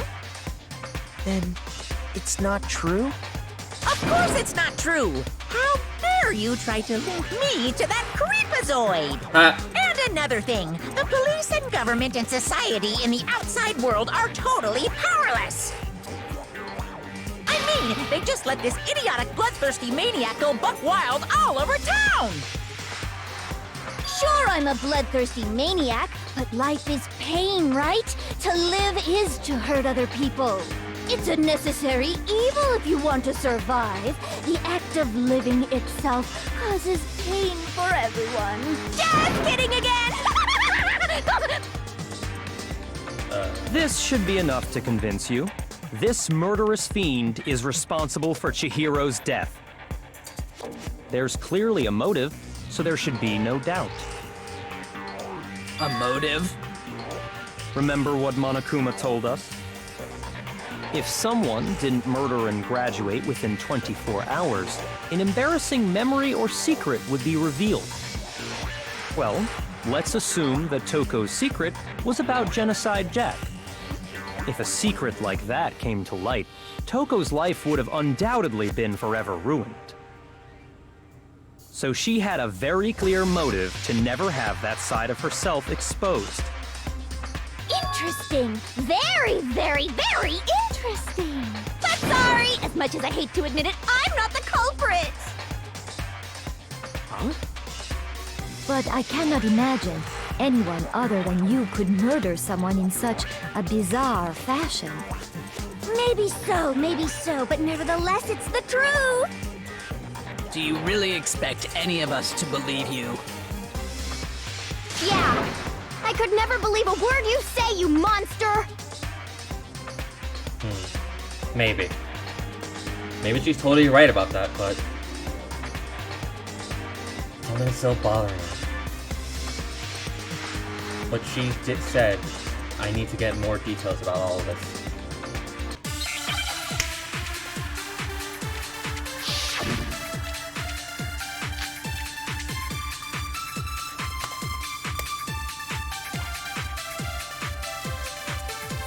But I didn't kill anyone! You say that, but do you really expect any of us to believe it? Perhaps if you had an alibi, that would change things. Oh, an alibi, huh? Now we're talking! When you compare your past murders to this incident, the modus operandi matches completely. No, that's wrong!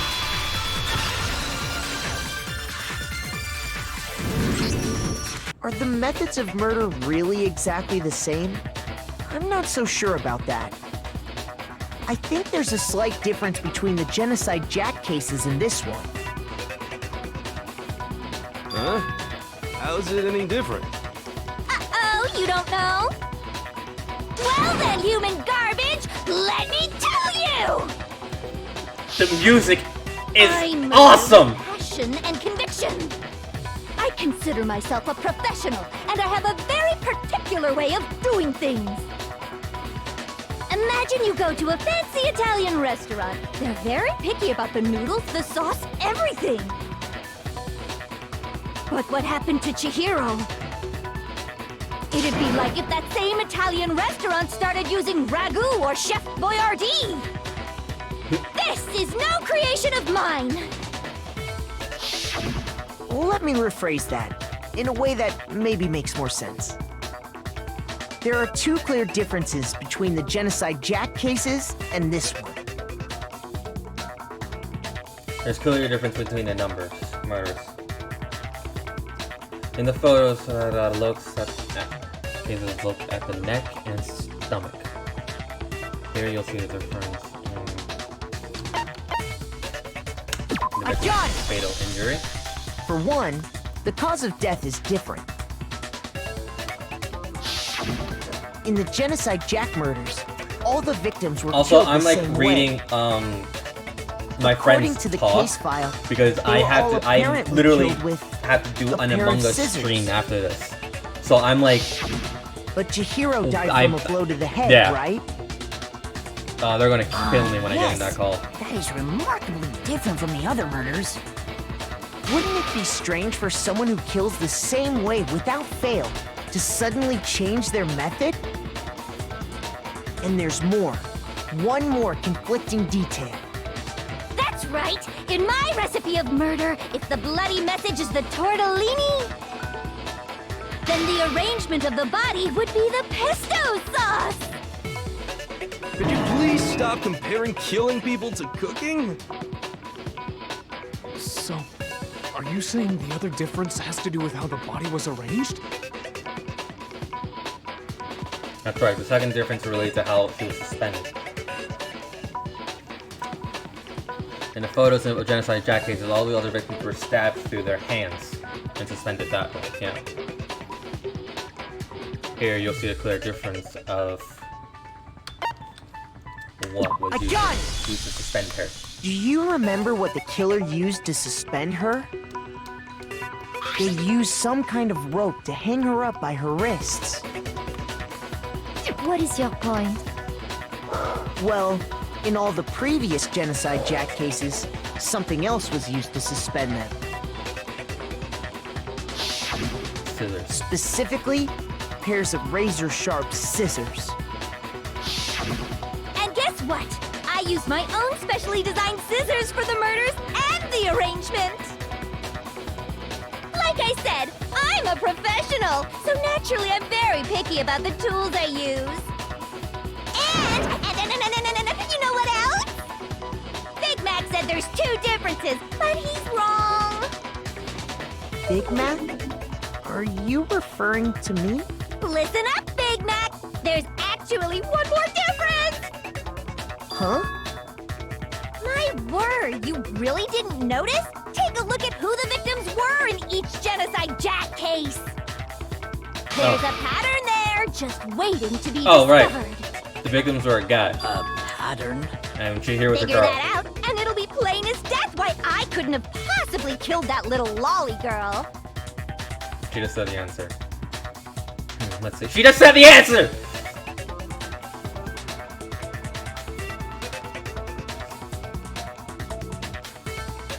You look at the name of every victim of the others. Figure it out. Chihiro was a girl! I got it! Is it because Chihiro was a girl? Bingo! Bullseye! Right on the money! What are you talking about?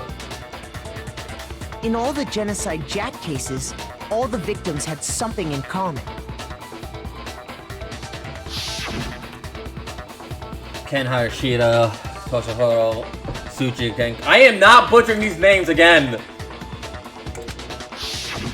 They were all guys? That's right! The people I killed with such passion and conviction are all adorable little men! I can't believe I said it! I'm so embarrassed! The hell is wrong with you?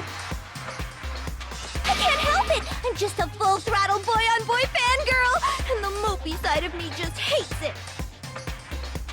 But now I'm on the fast track to becoming a full-fledged fan madam! So since Chihiro was a girl and not an adorable little man, you wouldn't kill her? Would an Italian chef suddenly start making ramen just because they're both noodles? Don't be stupid. Enough with the food analogy. I have too much passion and conviction to cross that line. That's the absolute reality of the one and only. We get it. You've clearly explained your hobby and your philosophy. But that's not all there is to it. It's a different matter entirely, when you're forced to kill in order to survive. Quiet, lowly cur! Lowly? Cur? I would never kill for a reason as petty as mere survival. And if by some fluke I did kill to survive, why would I bother with the message and arrangement? It'd make me the obvious suspect! That does make some amount of sense. Plus, whatever reason I have for killing, I would never leave out my prized scissors. Who would go out of their way to use a big, stupid, heavy dumbbell? Maybe you used the dumbbell because you couldn't find any scissors in the school? Any scissors? I don't just use any scissors. I only use my own set of high-class envy of the entire world scissors! Okay, whatever. There still aren't any in the school. Are you sure about that? How did you get them in here? She's fully equipped! That's right! So I can kill anywhere, anytime! Alright, why am I saying this? This is Hope's I Academy. have my trusty scissors by my side! Go ahead, tell me I'm wrong! Sounds like soccer Handy resident. gutter dogs, all of you! Nah, I don't think so. Not to mention, I have no clue how to tie a good knot. So rope's totally out of the question anyway. I have no idea what's going on anymore.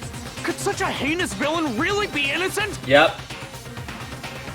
But the body really was suspended, right? And nobody but the police knew about that.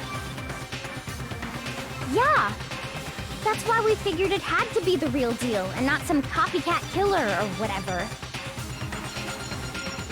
Hold on, there is one person. One person who could have copied Genocide Jack's case.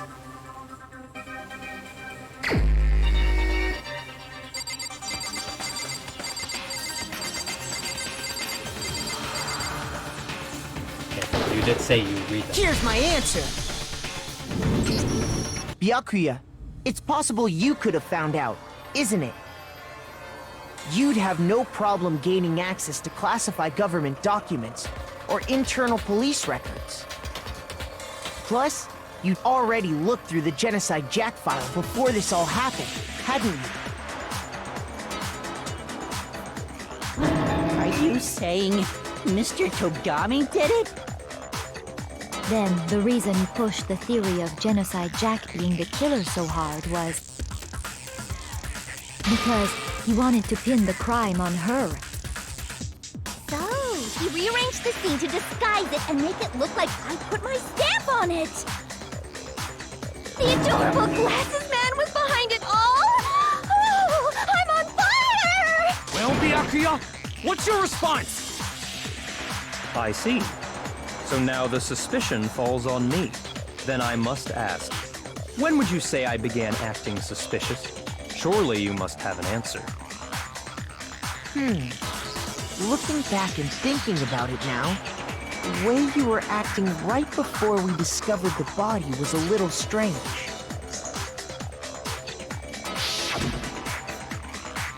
The locker rooms. They're suspicious, very suspicious indeed. Wouldn't you agree? Suspicious? Seems nobody searched the locker room. Let's start with the girls' locker room.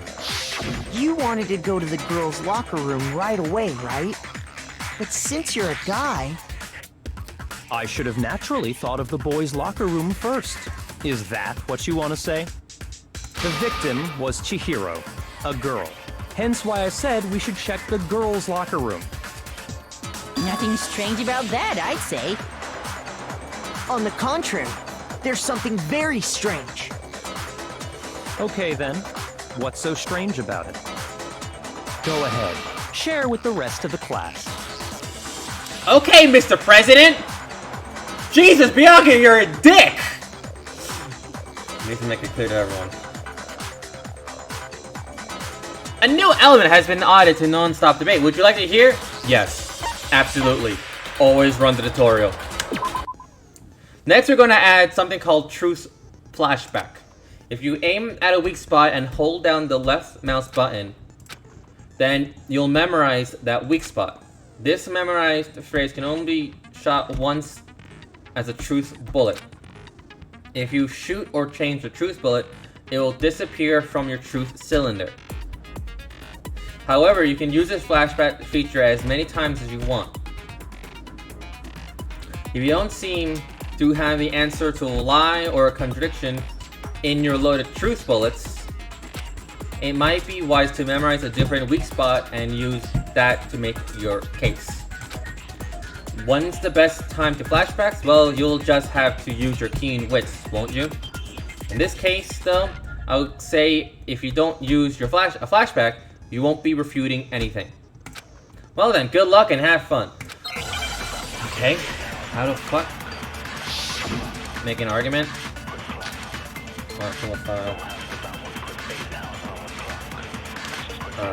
Okay.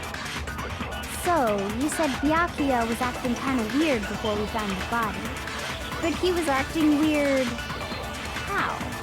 If you're presented with the opportunity to check out the girls' locker room, you absolutely take it! That's a natural reaction for any guy! The victim was Chihiro, who was a girl. So of course I would suggest we check the girls' locker room first. There was no time for pointless distractions.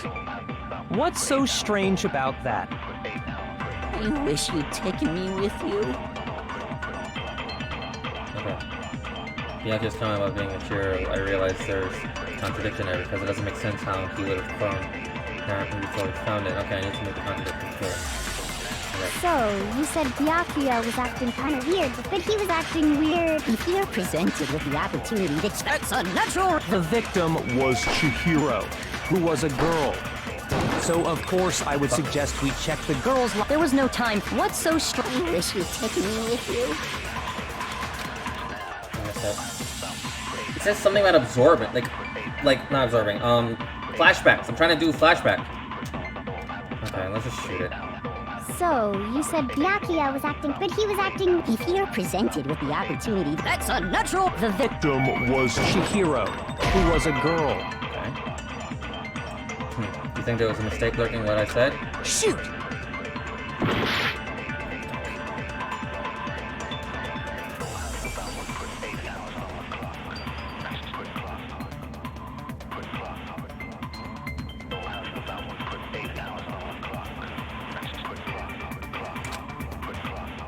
So, you said Byakuya was acting kind of weird before we found the body.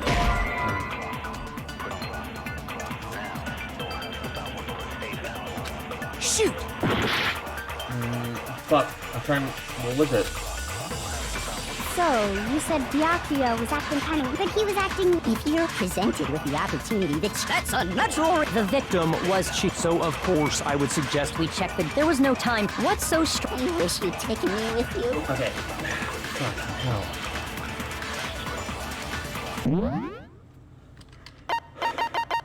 Let's spawn weak spots. For characters talking, firing throughput, loading, quick select if you... Okay, here we are. If you target a weak spot and hold down the left button, you can use the weak spot as a temporary truce bullet, making an argument. These... Oh, I have to hold! So, you said Byakuya, but he was acting... If you're presented with the opportunity that's unnatural. The victim was Chihiro, who was a girl. So, of course, I would suggest we check the girls' locker room first. There was no time for pointless distractions. What's so strange? You wish you'd taken me with you. Oh. Wrong button. So, you said Byakuya, but he was acting... If you're presented with the opportunity that's unnatural reaction. The victim was Chihiro, who was a girl. So, of course, I would... Get good. Eh!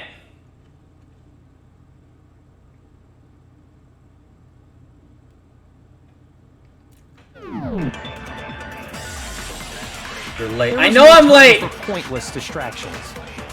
What's so strange about that? You wish you'd taken me with you. Here we are. So, you said Byakuya was acting kind of weird before we found the body. No, wrong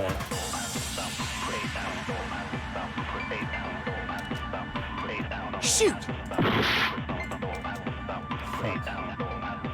So, you said Byakuya was acting kind of weird before we found the body. But he was acting weird... How? If you're presented with the opportunity to check out that's unnatural. The victim was Chihiro, who was a girl.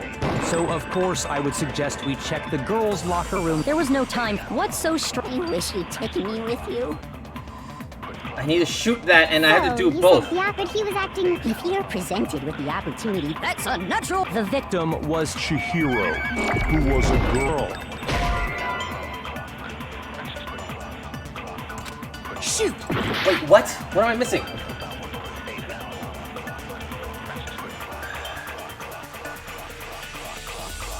So, you said Byakuya was acting kind of weird before we found the body. But he was acting weird... I'm missing something. If you're presented with the opportunity to check out the girls' locker room, you absolutely take it! That's a natural reaction for any guy! The victim was Chihiro, who was a girl. So, of course, I would suggest we check the girls' locker room first. There was no time for pointless distractions. What's so strange about that? You wish you'd taken me with you. hang on.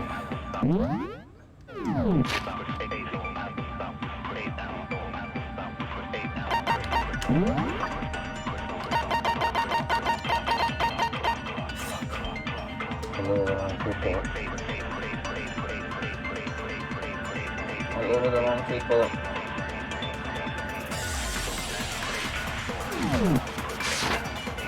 Hearing Byakuya's comment about Chihiro being a girl, I realized there's a contradiction there, because it doesn't make sense how he could have known before we found it.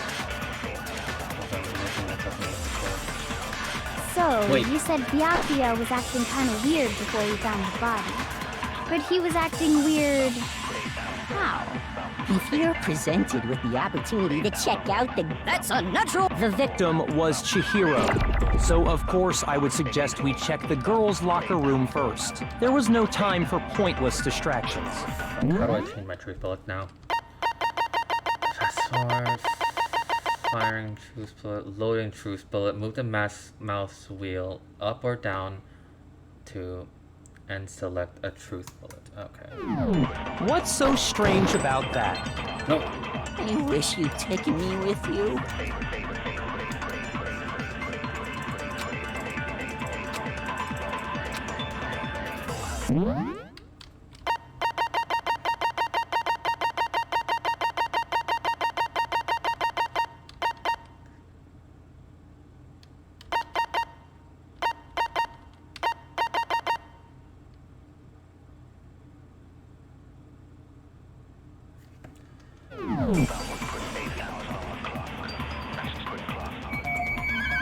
But he was acting weird... how? If you're presented with the opportunity to check out the girls' locker room... You absolutely take it! That's a natural reaction for any... The victim was Chihiro, who... No, that's wrong! I kept absorbing the wrong bullet! I'll tell you what's so strange about that. No, because like I was thinking, I know I need to get better. I just kept absorbing the wrong bullet. I'm still new to the controls. Because up until we actually discovered the I'm body, sorry. we couldn't have known who the victim was. So your claim that you went to the girls' locker room first because Chihiro was the victim doesn't hold up. I see. That's a good answer, I must admit.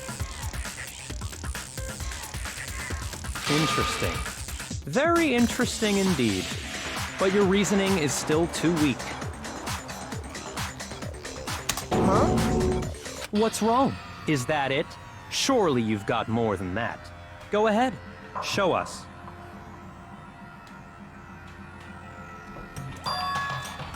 Care.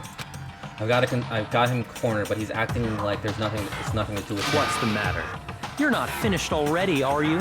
There must be more to it. There is. I think. There is more to it. Think about it. We just talked about the differences between this case and past Genocide Jack incidents. The proof you're looking for is hidden in there. Oh? Proof that I'm the culprit, you mean? Difference between the case and other traces. Difference.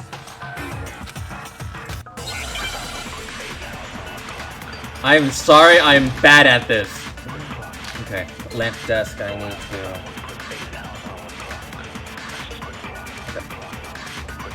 What? The difference between the cases? You want me to explain it again? When I want to kill, I use my very own special scissors. And I use those same scissors to arrange the body. But Chihiro was suspended with... It was some kind of rope. Was it not? That's right! It absolutely was! Then there must be something very fishy indeed about that rope. Hey, Byakuya, where'd you get it from, huh? I'd never seen that rope before in my life. No! Obviously, somebody else must have had it hidden away somewhere. I know. I had it. What? The difference between the cases? You want me to explain it again? When I want to kill, I use my very own special scissors. And I use those same scissors to arrange the body. But Chihiro was suspended with... It was some kind of rope. That's right! It absolutely was! Then there must be something very... Hey, Byakuya, where'd you get... I'd never seen that rope before in my life. No, that's wrong! My hands are cold! Actually, I'm pretty sure you have seen it before. Because, you see, that rope, or should I say, that extension cord? What? An extension cord? Byakuya, you've used the extension cord in the library more than once, haven't you? And the same extension cord that was in the library all this time went missing after the murder. And there's no way someone who uses that extension cord as much as you do... And Byakuya must be the one who took the extension cord. I can't imagine any other possibility. That's really what you think? Then your conclusion is something like this. I killed Chihiro in the girls' locker room, then hung her up and wrote that bloody message. I intentionally made it look like Genocide Jack was behind it. Is that about right? He's doing it again. He's totally calm, totally unconcerned. It's as if he's not even involved. Like, not even involved. What's wrong? I asked you if you think that's what happened. Hell yes, that's what happened. So that's it, right? Byakuya's the killer. I don't disagree with not disagreeing. You kept calling this a game, right? Sorry, but could we hold on just a second? I think we need to talk about this a little more. Huh?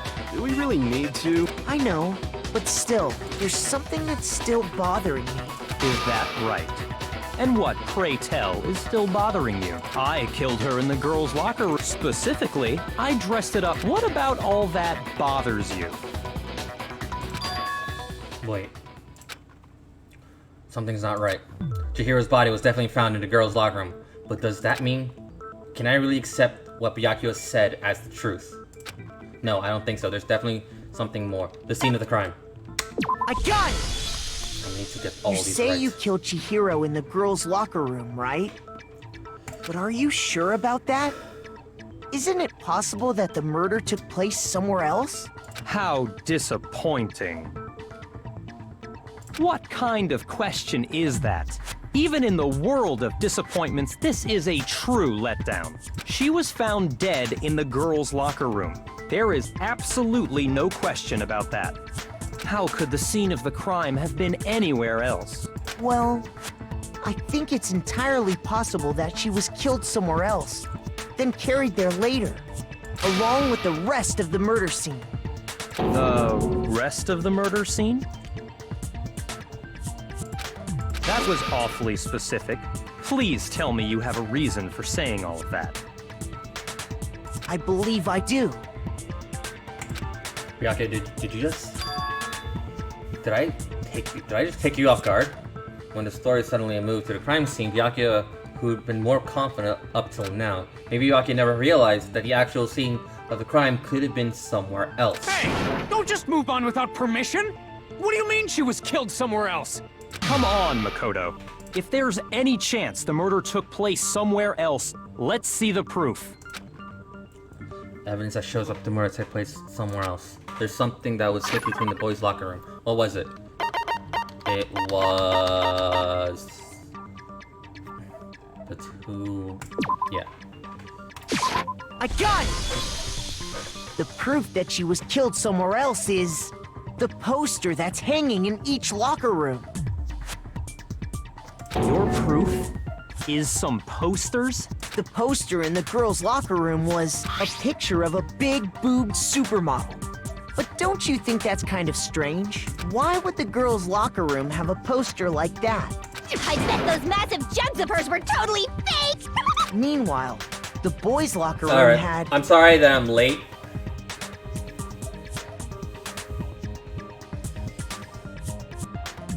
What? a poster of the super popular boy I had to band keep up with my Tornado. schedule. Again, that doesn't really seem to belong in a boy's locker room. So you're saying that maybe the posters were switched? And there's one other thing I noticed about the locker room. You know what I'm talking about, right, Sakura? You're referring to my protein coffee, Hello. aren't you? Meh. Protein coffee? While I was in the girls' locker room earlier, I noticed that after the murder, the stain had been totally scrubbed away. No, it's not that stain has been scrubbed away. It was moved.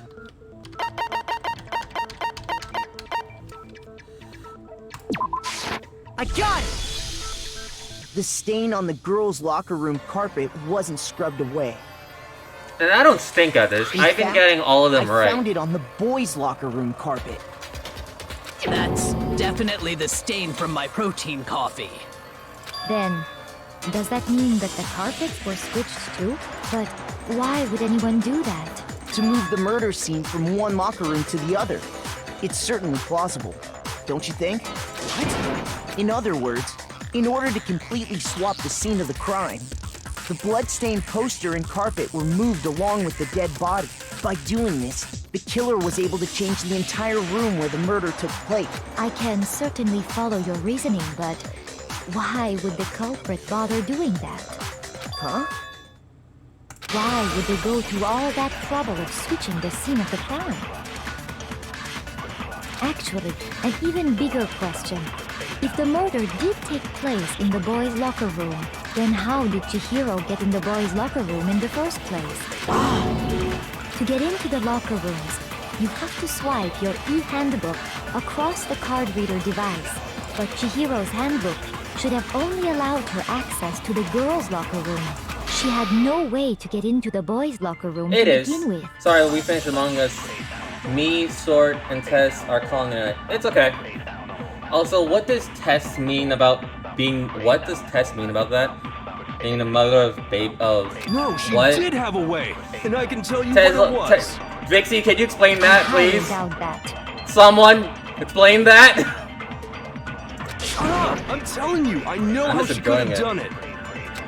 I'm just enjoying this game.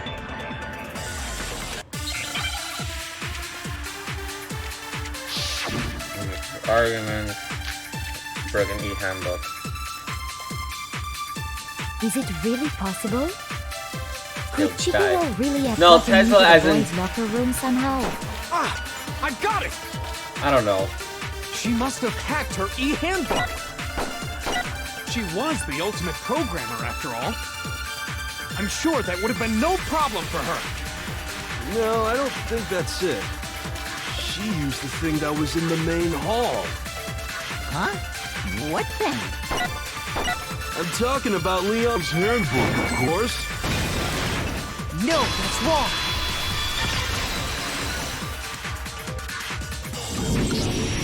No, I don't think Chihiro used Leon's handbook. Why not? Because Leon's handbook was broken. Oh. Well, then, yeah, I guess that'd be pretty impossible, huh? I am struck silent by how quickly you gave up. Plus, isn't there a regulation against using someone else's handbook? Actually, the rule states that loaning your handbook is prohibited.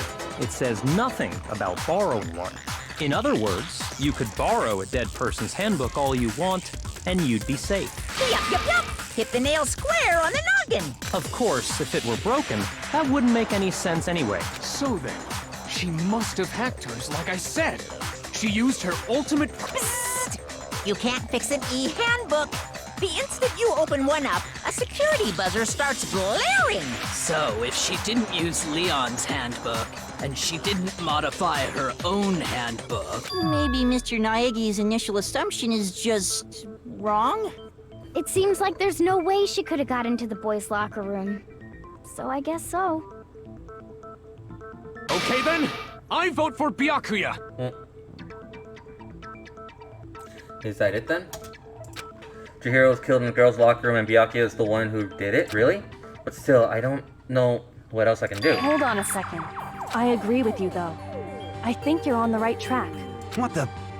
You finally decide to open your mouth and that's what you've got to say? There's no way she could get in the boys' locker room, right? So... Why are you so sure she couldn't get in? There's still one other way she could have gained access. What? What are you talking about? What other way is there? Well, to explain that, why don't we take a little break from the trial? I'd like you all to come see something. Wait. Just what do you think you're doing? Don't worry. This'll make the whole trial more exciting. I'm sure that thought must please you. Huh? It'll make things more exciting? Well, all right then. I declare an official class trial recess. For real? Now then, what is it you want to show us? It better not be boring or I'll be very unhappy. Oh, I have no doubt it'll meet your lofty expectations. So, shall we go? So before I knew it, what was happening, the class trial was put on hold. We decided to head off with Kyoko in the lead. And where she took us was...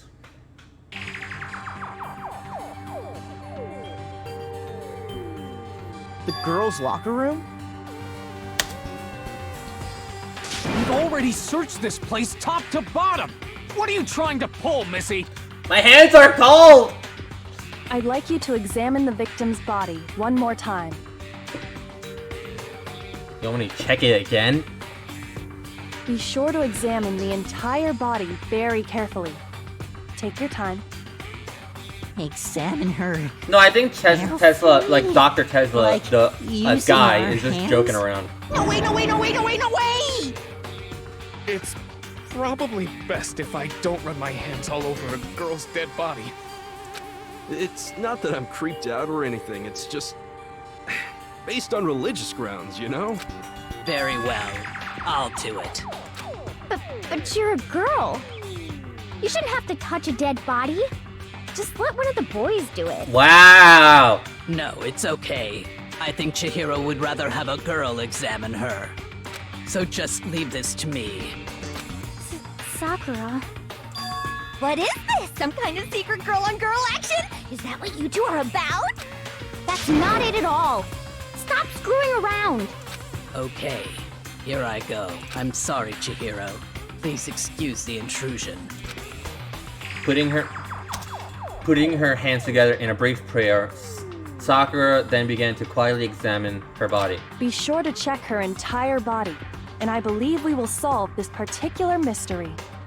Her entire body? I know you say that, but... What? What? This is... What is this... What is it?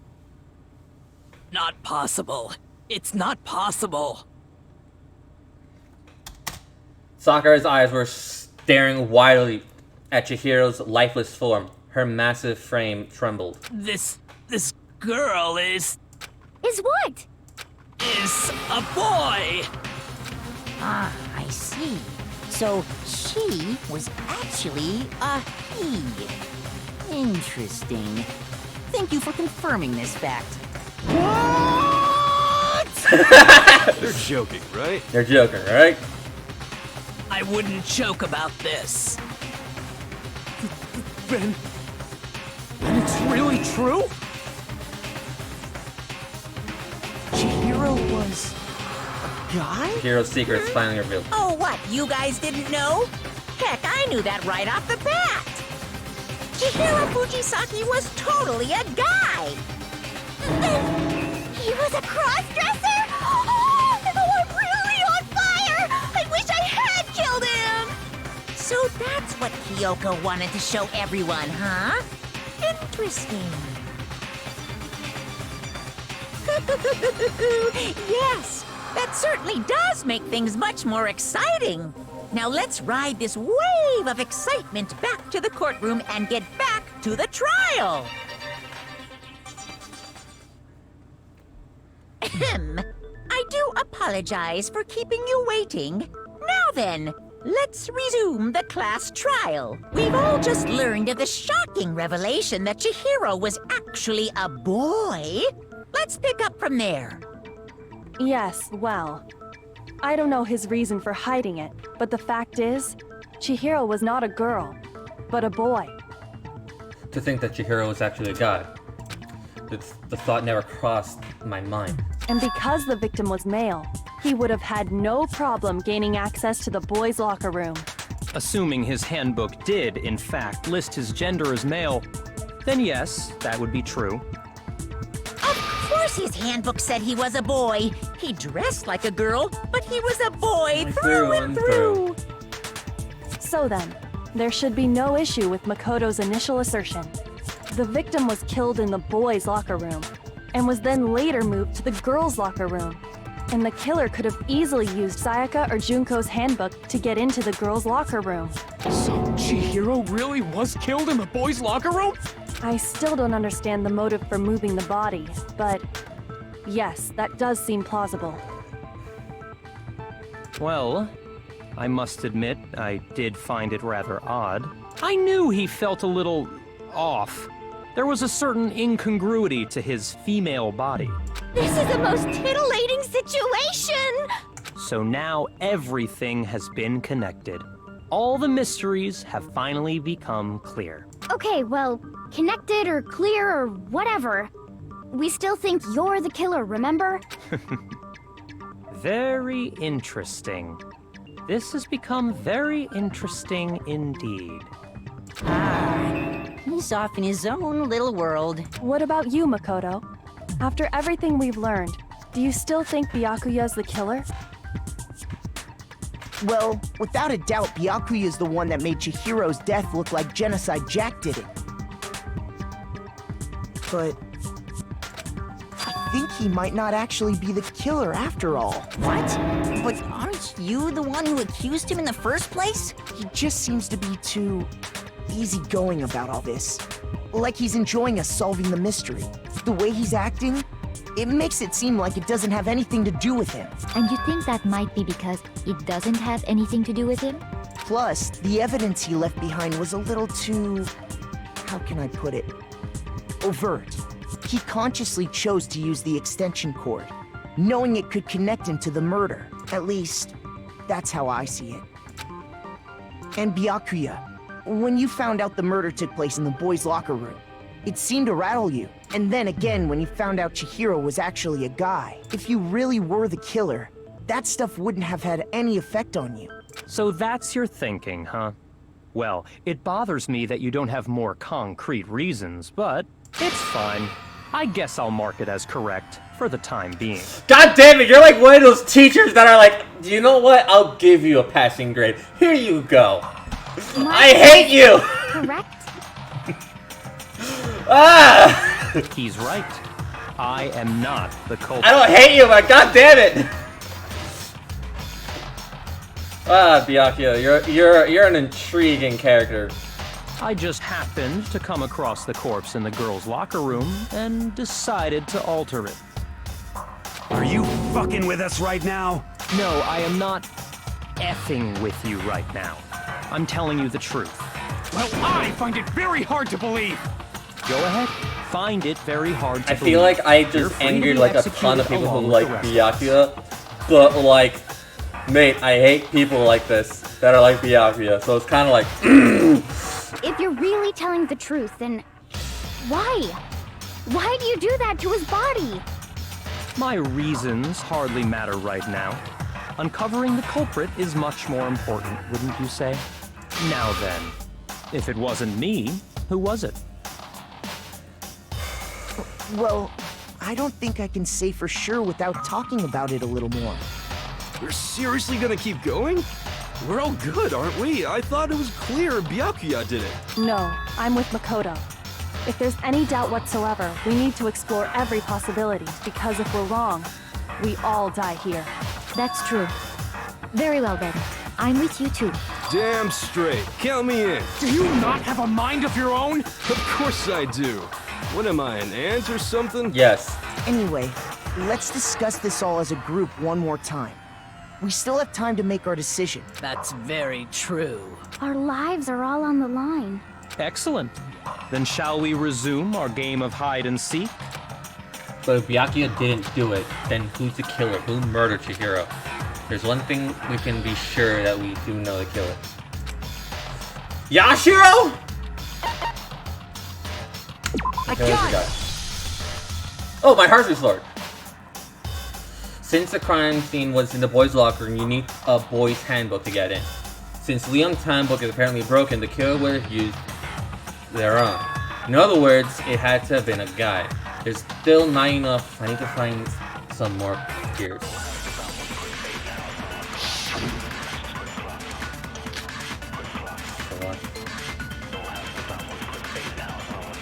Isn't there a single clue that might lead us to who did it? Well, clues are one thing, but did nobody get a look at the killer? I'm sure if someone saw the killer, they would have said something by now. Perhaps someone saw the victim at some point. Even that might be enough for now. Yeah. All we need right now is any kind of new info. It's over. It's all over. You want to know who saw the victim? The killer! And only the killer! No, that's wrong!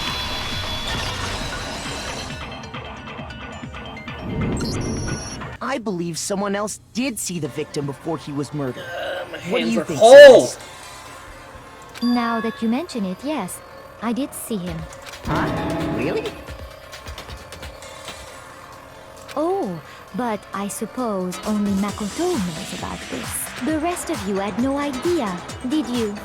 That is why you're all making such ugly noises. Whatever! Just hurry up and tell us! It was last night, right before nighttime. I saw Chihiro in the dormitory warehouse. I saw him stuffing a track jacket into a duffel bag, and then, I assume, he headed off to exercise. A track jacket and a duffel bag? But we didn't find anything like that at the murder scene. It seems likely that the culprit destroyed them to get rid of any evidence. And that is when he said something that struck me as rather odd. In a hurry. Chihiro told me he was in a hurry. But why would he be in a hurry? Only if someone were waiting for him, I should think. So, Mr. Fujisaki was on his way to meet with someone, and then they were going to work out together? But Hina and I had invited him to exercise with us plenty of times, and he always declined. Probably because he was afraid you'd find out the secret he was hiding, right? Which means that conversely, he must have trusted whoever he was meeting with very much. Enough so that he was willing to risk his secret being revealed. What a marvelous friendship! The point is, whoever he met up with is the culprit, right? So we just gotta figure out who it was. But knowing what we know, I can't even guess. No. You already have what you need to make the connection. Huh? You know who the killer is. Seriously? Who is it? Who's the killer? Think back to the track jacket and duffel bag the killer disposed of. Focus on the details of these items, and it should become obvious who was waiting for him. Are you sure about that? You really think we can figure out who did it based on two pieces of evidence that we don't have? What? You want to track down some fingerprints or something? Even if we had the equipment for that, we wouldn't know how to use it. As was noted, the evidence is already gone. There's nothing to get fingerprints from. Maybe, but we can make certain inferences if we just take the time to talk it out. Easy for you to say, but fine. Celeste, did you notice anything special about the bag or jacket? The bag was just a normal duffel bag from the warehouse. All the bags in there are the same, so I can't imagine what would make that one special. Well, if I remember right, there was a decent variety of tracksuits to choose from. Do you think there might be some connection between the culprit and Chihiro's jacket? Perhaps. Let's explore that and talk a bit more about the jacket he took. Does Chihiro's track jacket really hold some clue about the killer? Somehow it's really hard to believe.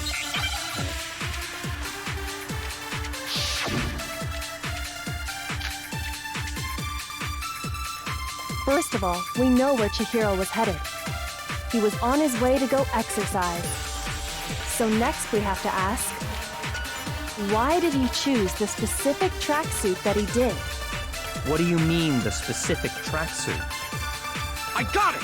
He picked that tracksuit because it matched the one the culprit was wearing. So, what you're saying is, the killer was wearing the same blue tracksuit as him?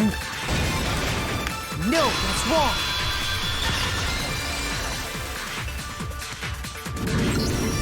Hold on a second, Mondo. What did you just say? Huh? What'd I say? When Celeste testified a few minutes ago, she said... I only saw him stuff a tracksuit into a duffel bag, and then I assumed he headed off to exercise. She never said anything about the jacket's color. So why did you say Chihiro's blue tracksuit? What are you... You just... Hey, Celeste. What color was Chihiro's tracksuit? As a matter of fact, it was blue. And before we began the trial, did you tell anyone that? The only one I told about any of this was you. Then, Mondo, how did you know what color Chihiro's tracksuit was? Because I just... I'm sure he saw the clothes at some point in the investigation. No, that can't be it. The bag and clothes were surely disposed of by the time we began our investigation. Then the only reason he could have known what color the tracksuit was is if he saw Cherry with it before he died! That's the only possibility! Cherry? Are you talking about your So, how about it? Did you see the tracksuit or didn't you? Just by chance. I just happened to see it last night. He walked past me, and he was carrying the tracksuit in his hands. No, that can't be it either. According to Celeste's testimony... She stuffed the jacket into the bag in a hurry. It was almost like she was trying to hide it. And the fact that she was gone... When Celeste noticed it, Chihiro made a point of making sure the jacket was completely in the bag. If you just ran into him briefly, you couldn't possibly have seen what color the tracksuit was. It would appear you've dug your own grave. Perhaps. But you handed him the shovel, didn't you? That's why you said what you did. Focus on the tracksuit and it'll be obvious who he met with? What a bunch of nonsense. Ah, now I understand. It was all one big bluff, wasn't it? Your true intention was to draw a slip of the tongue from the culprit. That's why you said you knew who did it, to put them on edge. That's right. However, Mondo was my target all along. I had my suspicions about him from the very beginning. But why? What made you so suspicious? That's a good question.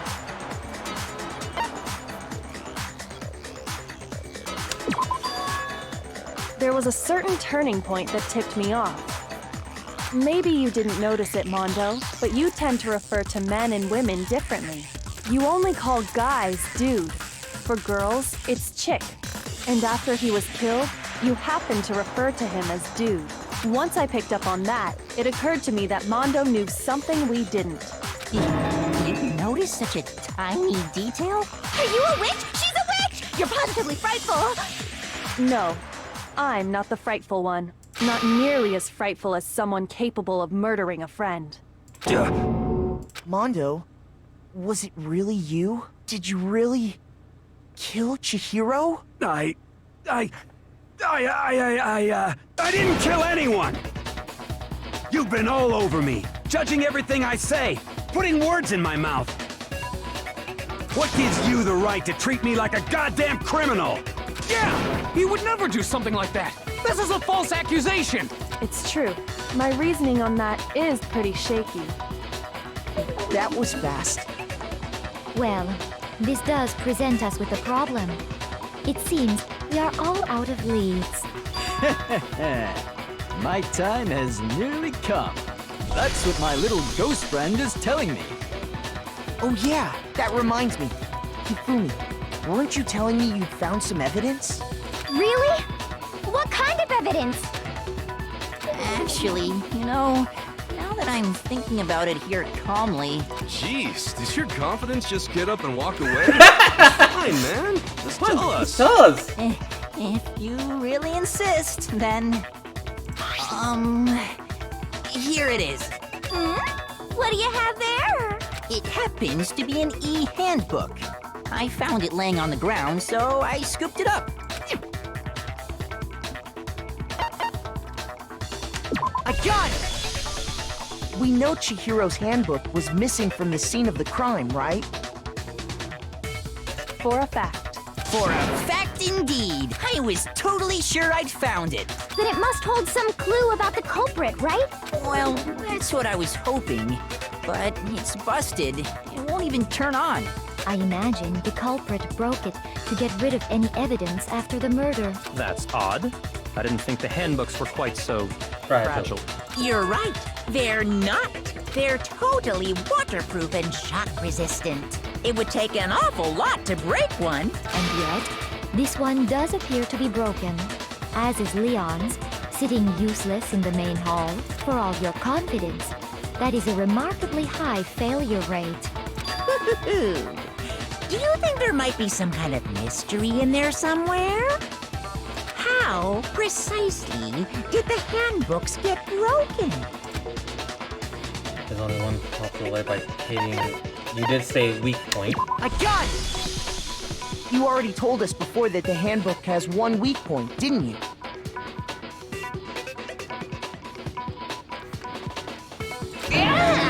You remember that?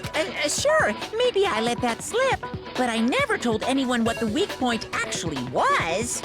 But if the handbook is supposed to never break, and two of them broke in quick succession, then we can only assume that someone's figured out its weakness. You know what the weakness is, right, Monokuma? So, what is it? You're asking me? I think it's a necessary piece of information if you want this to be a fair trial. But if I tell you, and someone else decides to copy it, that would be very not good. Just tell us already! Why would we want to break our own handbooks? Oh well, I have a weakness for pushy demands. But you're sure you won't follow their example? Then allow me to make a special announcement. The weak point of my cutting-edge e-handbook is... when it's exposed to high temperatures for too long, it will suffer a meltdown and totally break! I flippin' knew it! You knew it? Yeah, because I found the handbook laying on the floor of the sauna. The temperature in the sauna can reach over 200 degrees. Strange how you don't get burnt, huh? It's because as your sweat evaporates, it creates a cooling layer of air around your skin. If the hot air of the sauna were somehow pushed directly onto your skin, you'd definitely get fried. That layer of air would get blown away. That's why you may feel a burning when you move around. So when you're in a sauna, make sure to keep nice and still. Interesting. I learned one new fact today. That is a mere trifling speck of knowledge. Anyway, if you found the victim's handbook in the sauna, then the killer must have been purposely trying to raise its temperature in order to break it. meaning the culprit somehow knew its weakness. But how'd they find out? Monokuma said he didn't tell anyone, right? Indeed. Quite the mystery. Now I know how. Because two idiots were in the sauna! Fully clothed! Well, one was fully clothed, one stripped down. What if they found out by accident? What do you mean by accident? What if the killer took their own handbook into the sauna, not knowing its weakness, and it broke? They'd realize it was broken, of course, and it wouldn't be hard to figure out why. And once they had Chihiro's handbook, they knew they had an easy way to dispose of it. I won't say it's not possible, but who would have done something like that? I don't know of anyone who took their handbook into the sauna. I might know someone who did. Whoa! Seriously? I think the one who may have taken their handbook into the sauna was... Shut up, Shut up, Taka! I love you, but goddamn!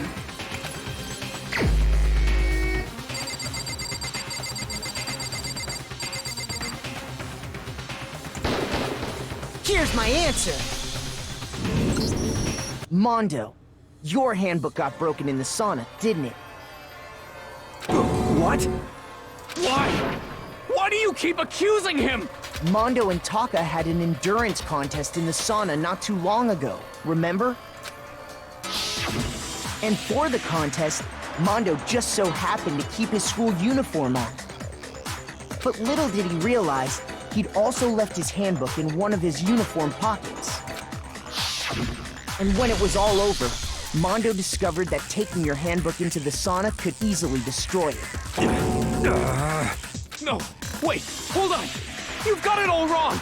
He would never kill. I don't accept this. Show me the proof. The actual solid proof. I mean, I don't want to believe it either, but I found something that proves it beyond a shadow of a doubt.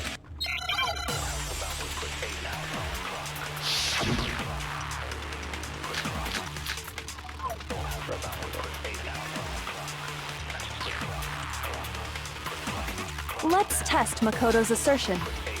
If what he says is correct, then Mondo, you broke your own handbook.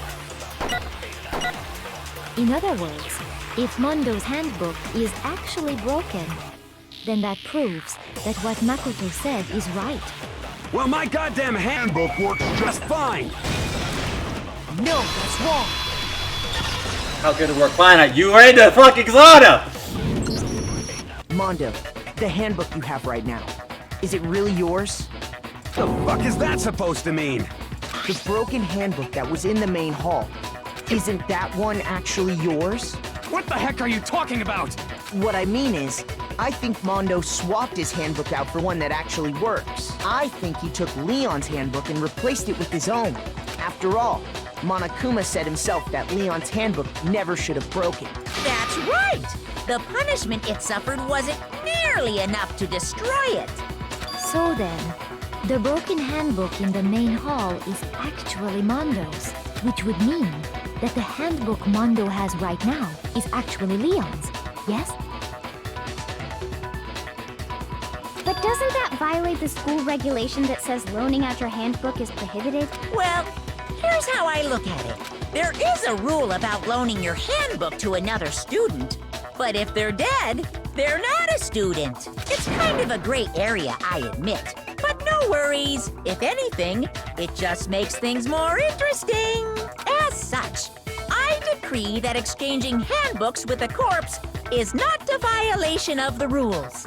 Well, Mondo, if I'm wrong about this, you're welcome to say so. I'm happy to admit I made a mistake, but... Son of a bitch. What's wrong, bro? Come on, tell him he's wrong. You are wrong. You have to be wrong. Everything you just said is wrong. You made it all up. Okay, then why don't we look back on this case one more time, from the beginning. That way, everything will become clear, and we'll all see if I was right or wrong. If you're all still here, get ready. Closing climax. Begin. Where's my thing?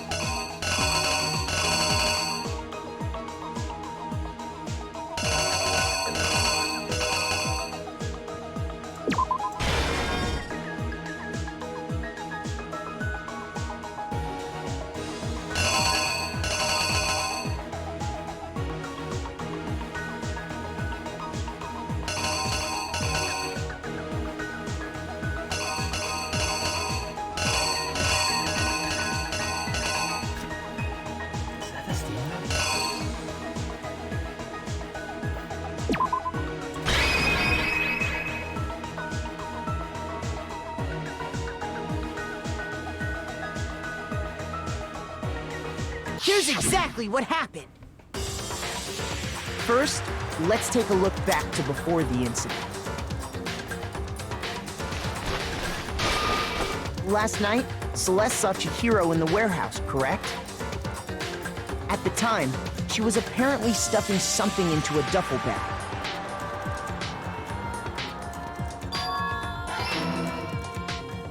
That something was a blue tracksuit. You can confirm this, right, Celeste?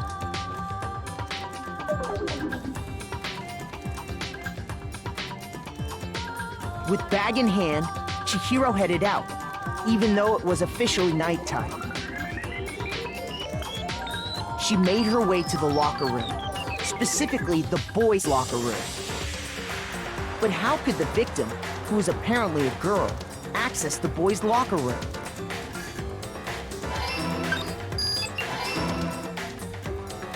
Simple, because she was really a he, which is why he was able to use his own e-handbook to gain entrance to the boys' locker room. Once inside, he met with someone there. And the person he met was the one who killed him. Yeah.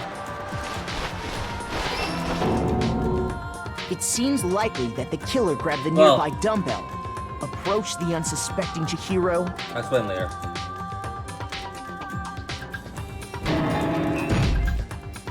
And attacked him. And that's where the bloodstains on the poster and carpeting in the boys' Oh no, locker room everything came up from. until now is myself. If you've seen, the only time I want to use a guide is when I just need to get out of here fast. But the murder itself felt unplanned. I think sleepiness is actually hitting me now.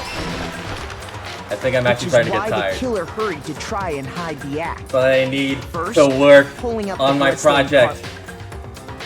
Then, removing the bloody poster.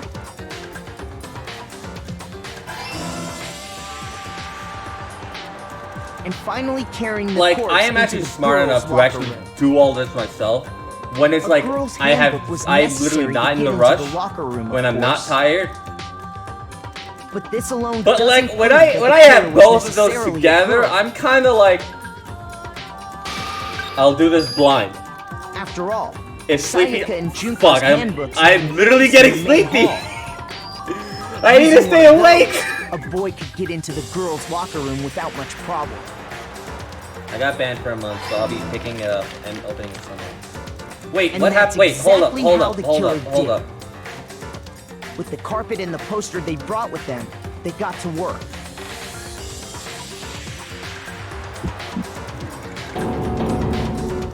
They changed the layout of the boys and girls' We'll talk about that later. In what you might call a crime scene switch.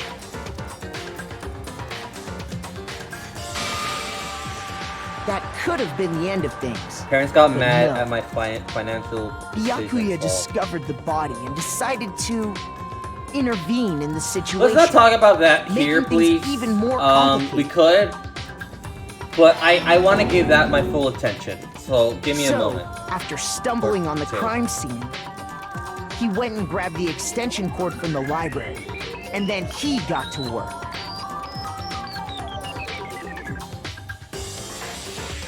He used the cord to string up Chihiro's lifeless body.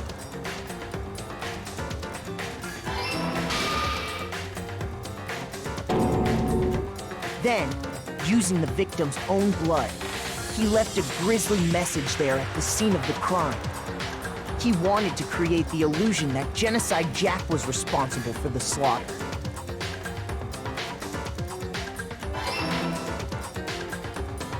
And around the same time that the Yakuya was putting together this facade,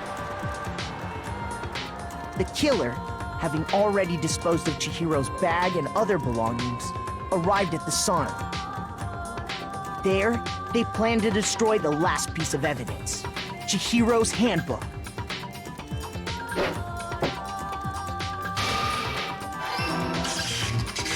And just as the killer expected, the steamy sauna was enough to ruin the electronic gadget. Somehow, The killer knew that the handbook couldn't stand up to the heat of the sauna. And the reason they knew that is because the sauna had already wrecked their own handbook. And that's how it all played out.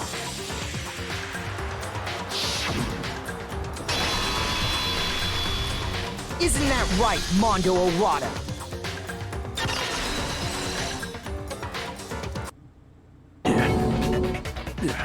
Wait!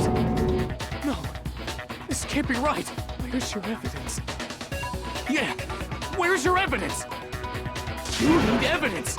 You need proof! Without any proof, you can't pin any of this on him! Evidence that Mondo's the killer that had already revealed itself early in the trial. But if I need to somehow show where Mondo's handbook is right now, once I do that, everything will become clear. A new element is added to bullet time. Bullet time battles. Yes! Absolutely! Always run the tutorial!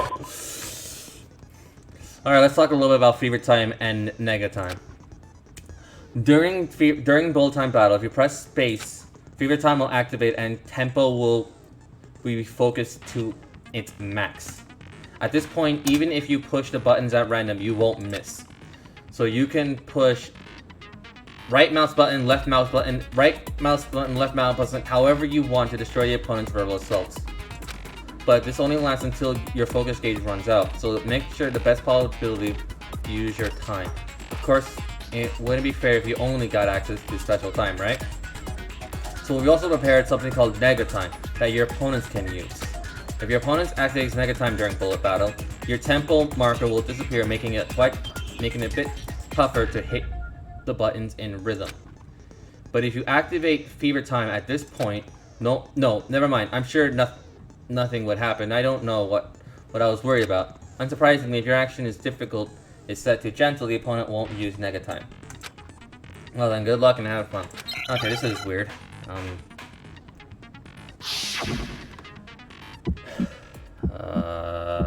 forgot how to do this. Show me some evidence! You're wrong! I won't listen! I refute you! False! Show me some evidence! I won't listen! False! I refuse to vote! Show me some evidence! You're wrong! I won't listen! I refute you! False! Show me some evidence! I won't listen! False! You're corrupt! I refuse to vote! I refute you! False! You're corrupt! Show me some evidence! This should prove it! I could not see the combo! God damn it, so nega... Wow! Thinking so far is right, Mondo must have replaced his broken handbook with Leon's. Yeah, use your time. I was actually trying. We can just check each of our I was actually trying. I only said duh because you said duh. No, I could not see. Wait, what do you mean? What did you mean by use my time? What did you act? Yeah. Oh, I did it. My spacebar. I killed him. Oh. I should have done that. I thought I hit it. That's.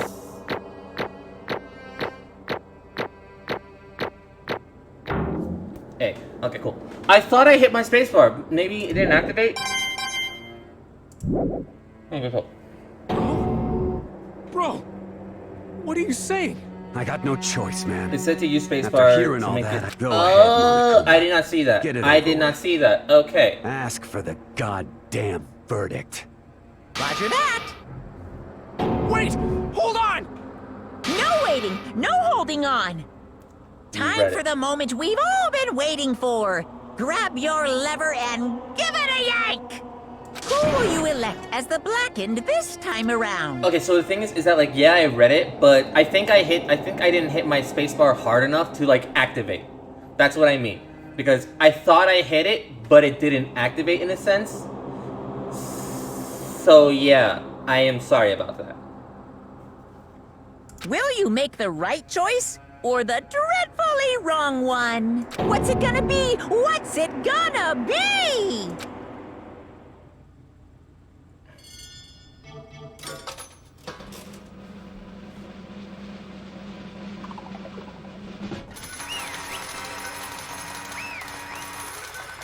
Can I get those coins?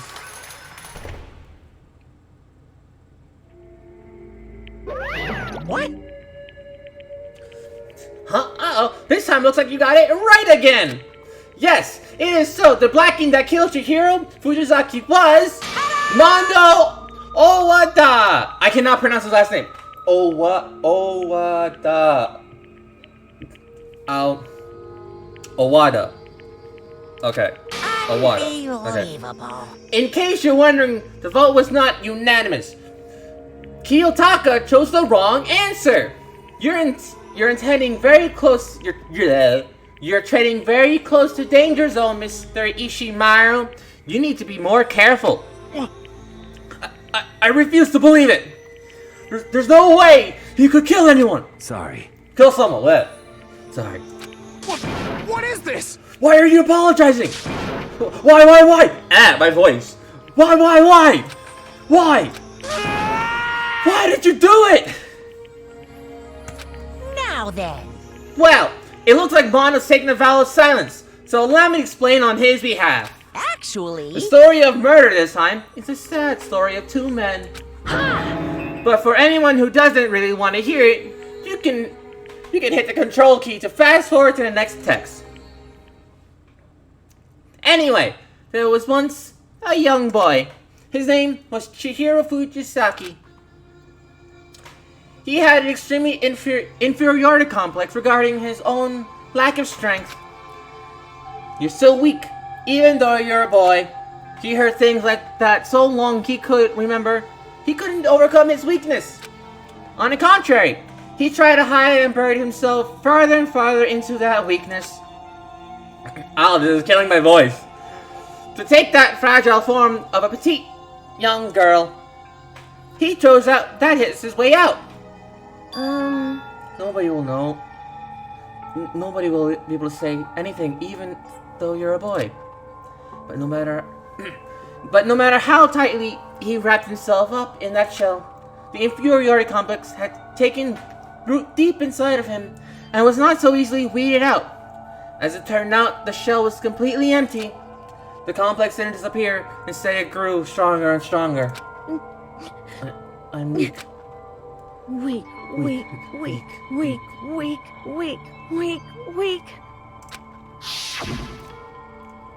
Once the killing game had begun, here at the school, he had no choice but to accept this fact.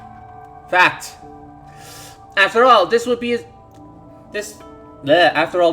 is survival of the fittest. If you're not strong, you don't have to survive.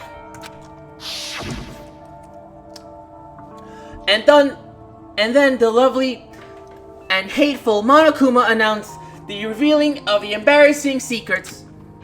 Which of course included Chihiro's embarrassing secret, which I was more than willing to divulge.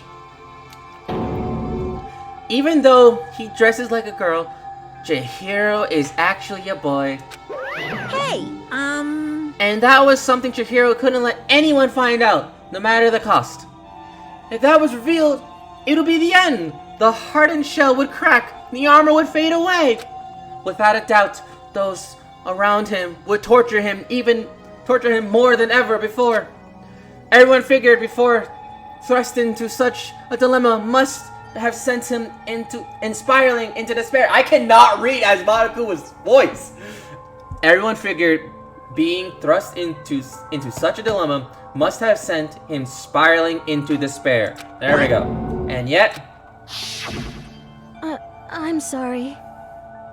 I don't really want to talk about it right now. But I also don't want to leave things the way they are, so maybe I can talk about it later. Just read.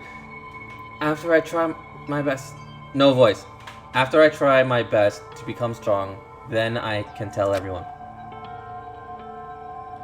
Annoyingly, he used the threat of discovery to motivate himself to become stronger. that's right. Now's my chance. I want to change. I'm going to get stronger and accept who I am. strong enough so that when someone says, even though you're a boy, I'll be okay, I'll get better. With that thought at the front of his mind, he resolved to take immediate action. And so, that day, he made the commitment to begin exercising. Yeah, they are good. And my throat is hurting, so that is a good call. But I must torture myself! No. I need to rest my throat. I need to do Lincoln's accent for tomorrow, and I can't strain my voice. Like, not tomorrow, for Friday, and I can't strain my voice. Yes, Lincoln does have an accent. I just haven't been doing it, so, yeah. He was prepared to retrain his mind and body, but sadly, that would be the first and only chance he would get at it. Hey, When he decided to start exercising, he thought it would be good to ask for someone's help. But he wanted to tell that person his secret first, and then ask them to help him from there. And that person he went to... Yeah, that's right. It was me. Yep, it sure was. The biker gang fella had been painfully clear about how important his manly promises were. So Chihiro probably figured that even if he could confine in Mondo, his honor would make him keep the secret. Plus, Mr. Macho was the very symbol of strong man that Chihiro always aspired to. Maybe talking to Mondo about it will help give me some courage.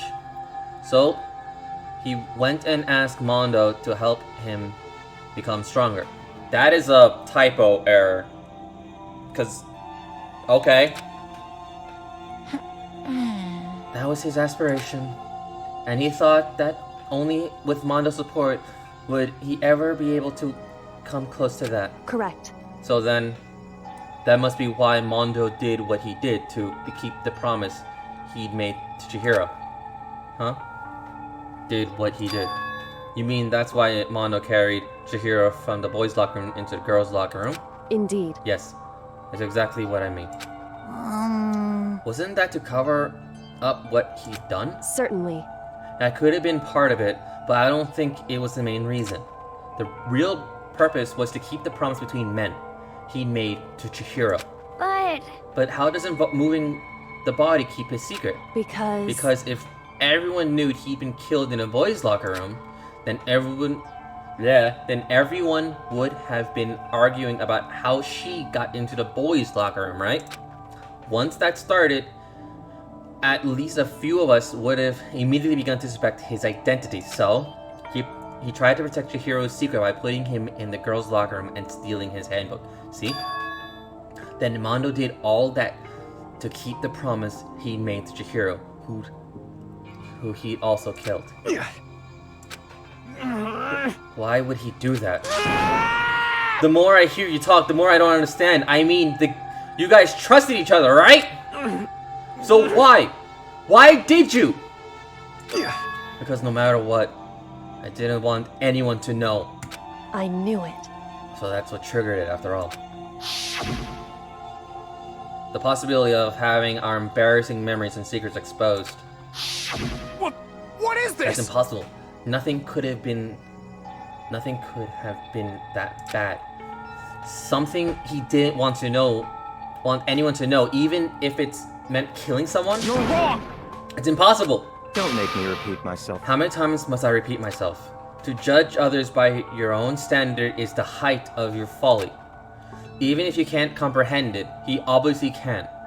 Obviously can. That's all there is to it. Why did I say obviously? I'm not talking about obelisk. Got Yu-Gi-Oh now in my head. Well, while we're on the subject, why don't I tell you? The embarrassing memory, the secret he didn't want anyone to know. Hey, You know what Mondo did? He killed his own brother.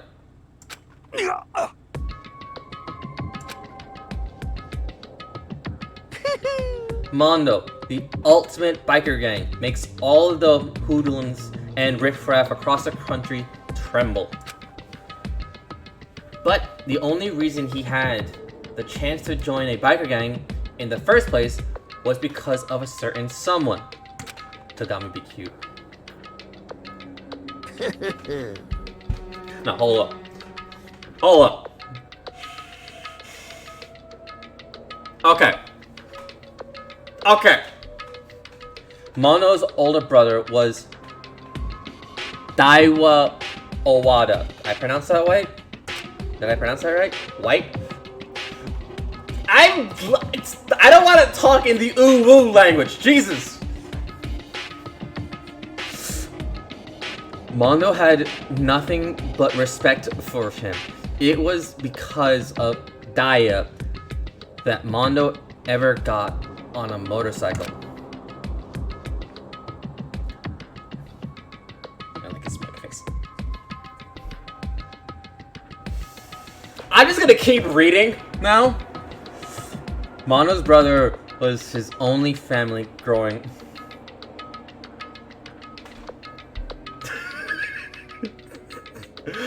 Wow, okay.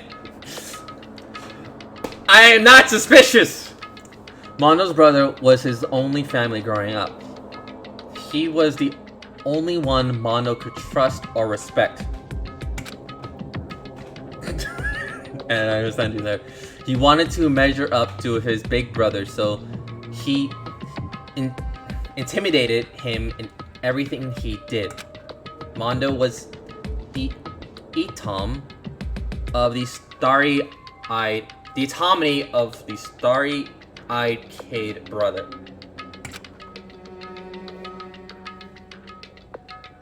Me vent? What do you mean? Meanwhile, the charismatic older brother had put together a local motorcycle gang. And before anyone knew it, it had grown into the biggest biker gang in the country. Daya, the older brother, number one in the gang, and his number two, his younger brother, Mondo. Deaf. In the beginning, everything was peachy and great. But when Mondo started to think about how he could have to take over the gang from his brother someday, his brother's greatness, his reputation, began to gnaw on Mondo's very soul. The kid's gonna take over the Daya, huh? Daya created this gang with his bare hands. Mondo's just along for the ride. Can someone like that really be our leader?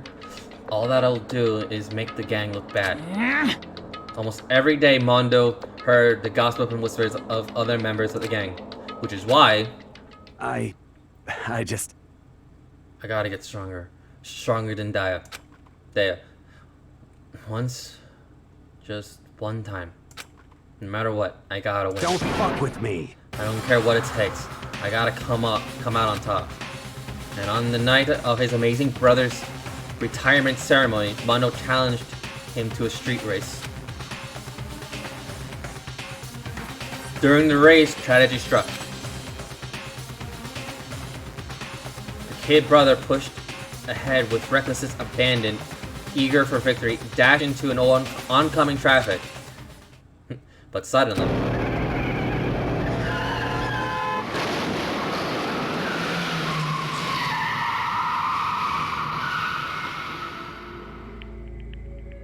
laying in his brother's arms, the older brother delivered his final words.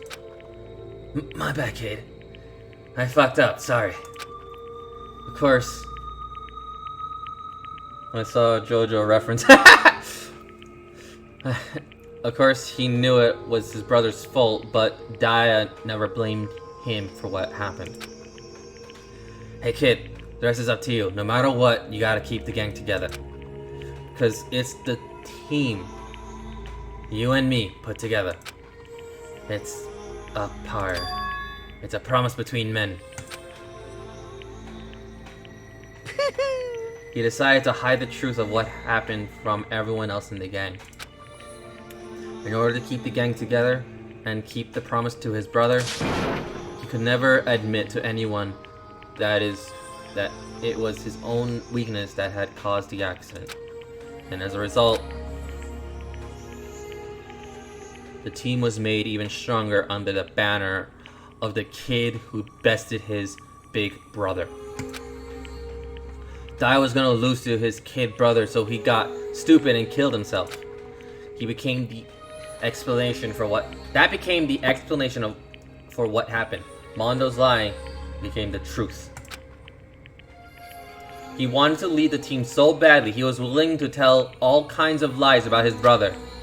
I'm strong. Strong. And yet, as soon as our killing game began, he realized, no matter how tough he pretended to be, he was just another weakling that could die in an instant. And then the hateful Monokuma announced the revealing of the embarrassing secrets. At that point, it was clear it would have one problem. At that point, it was clear I would have no problem shedding light on his secret. Mondo killed his own brother. No matter what, I couldn't let the other gang members find out. If that happened, everything would have been ruined. Everything me and my brother had worked to create would have been destroyed. His death, all the guilt I've been carrying around, it all would have been for nothing. You read like a human, you robot.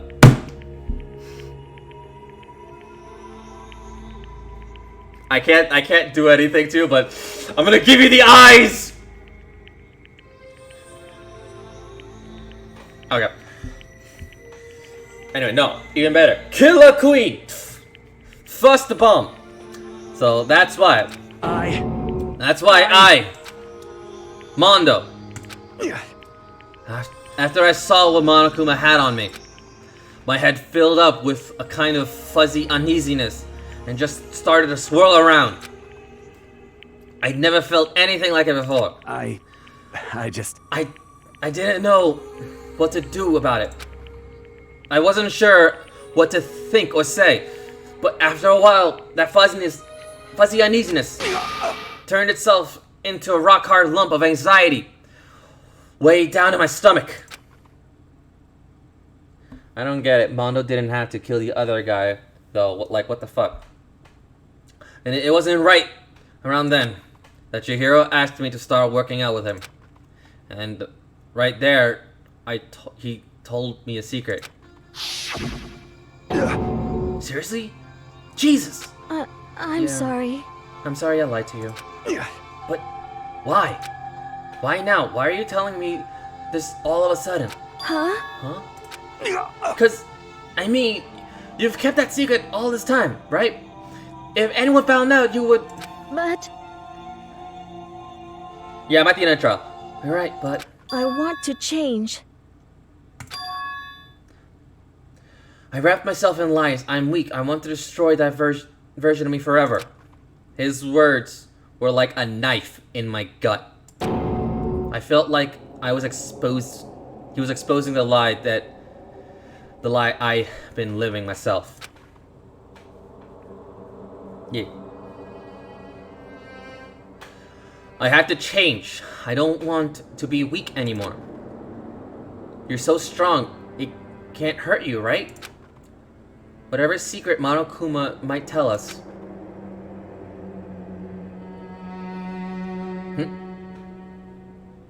You piece of...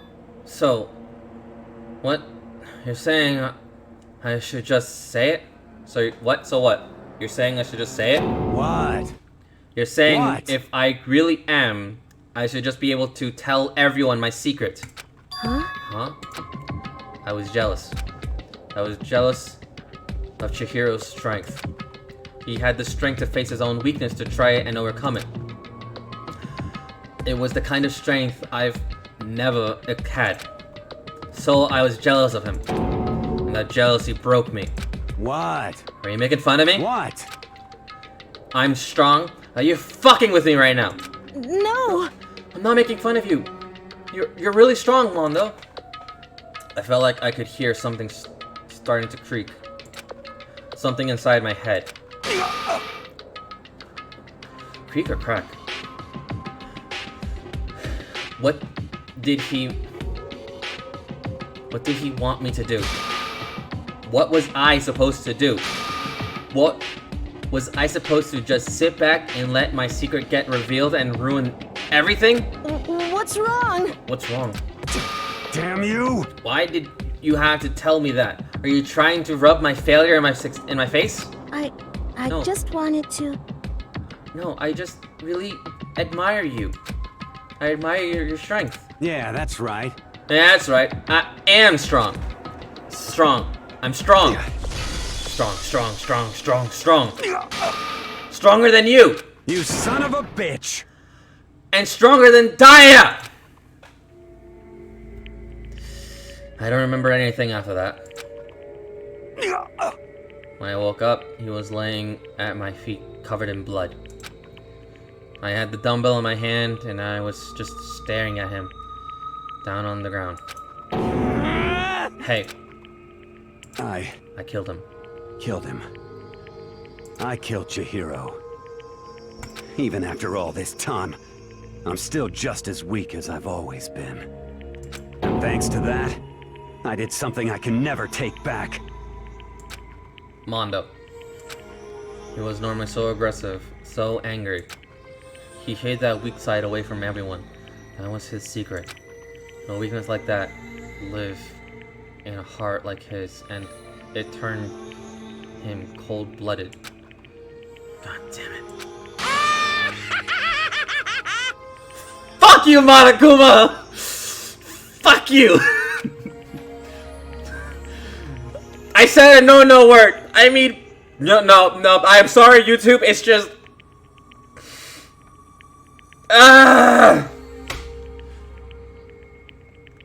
Monokuma's weak sauce. Anyone want toast? Butter? With that butter! For a secret from the past, for a memory. For that he killed another living human in cold blood. I couldn't cut free of his... He couldn't cut free of his regrets. From the outside world, he doesn't know what true strength is. Do you see hope anywhere in there? Because I don't. You bastard! Just shut up, you son of a bitch! Go ahead, say that again, I dare you! Yep. Okay, I'll say it as many times as you want. Is that what I want to say, but? Unfortunately, I can't do that right now because the time of punishing is fast approaching. Punishing? It can't be. You mean execution. Well now. That's what I promised you, right? The blackened that disturbs a peace will be punished. Ridiculous. I'm sorry, Pixie, I'm doing the voice. I just automatically resort to it. I am sorry. I will try and read in my own voice. I need to... Hold on. Now then, I prepared a very special punishment. For Mondo Owada, the ultimate biker gang leader. No, wait! Let's give it everything we've got. It's punishment time! I said wait! Sorry, man. Man. I couldn't keep the promise we made. From one man to another. Alright.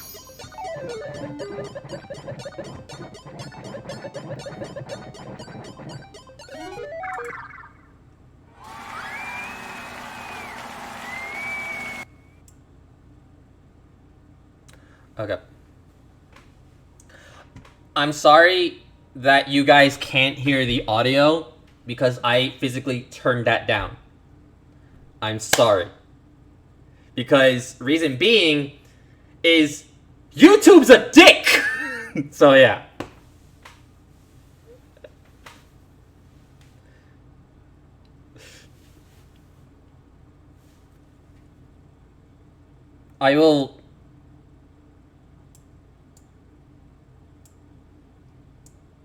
Maybe you can hear it. Maybe. I don't know. But yeah, YouTube's a dick.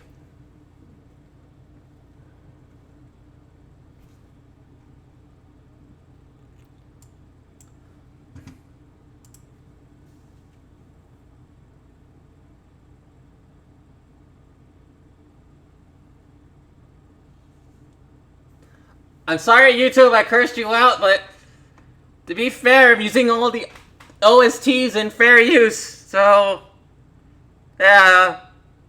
I love you, YouTube. Just tough love, in a sense. And I love you too, Twitch. Mondo butter.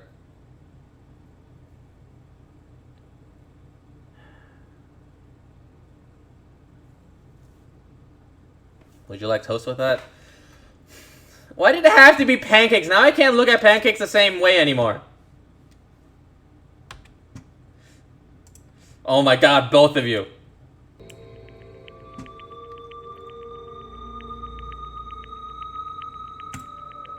If I swear to god, if I see Vixie saying that, I'll be like, God bloody damn it!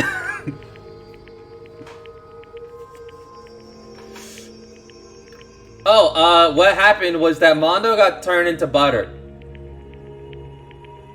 That's why they're saying that. Yep, that's why. So Mondo's execution was for him to get turned into butter, in a sense. Like, he literally... Yeah, can someone actually explain that to me? Like, I actually... Yeah, explain that Japanese folktale, please. Like, actually explain that. Because every time... Like, I did... Yeah, explain, please. Because in the anime, granted, it doesn't explain a lot, and it doesn't show a lot. I saw that execution. Granted, I forgot about it. Where two tigers chased around a tree until they turned to butter. Okay. Yeah, like, I never got it. That's why the tigers are there.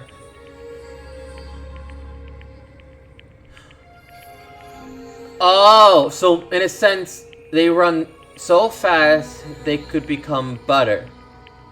Oh, in a sense, Mondo was them running. I don't remember the whole thing.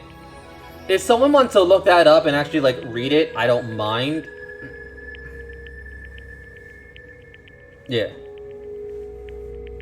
Like, I will read it, it's just, like, don't copy and paste it, just, like, write it in your own words. But in a sense, the folk... It's on his execution wiki. Okay.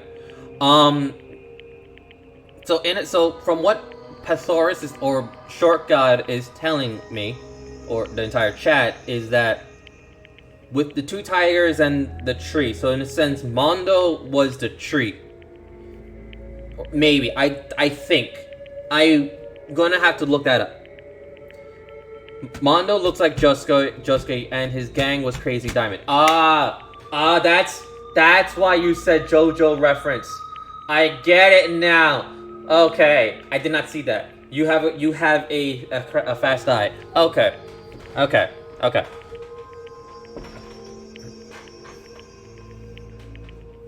Yeah, because Josuke did come before Mondo. JoJo did, yeah, because Josuke is technically older than Mondo, and yeah, okay, yeah. It can't be.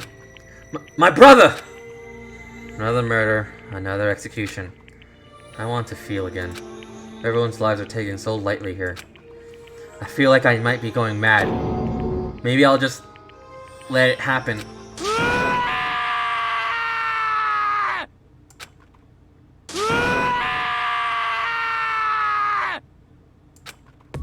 As Taka's sad screams invaded our skulls, we were each forced to realize once again.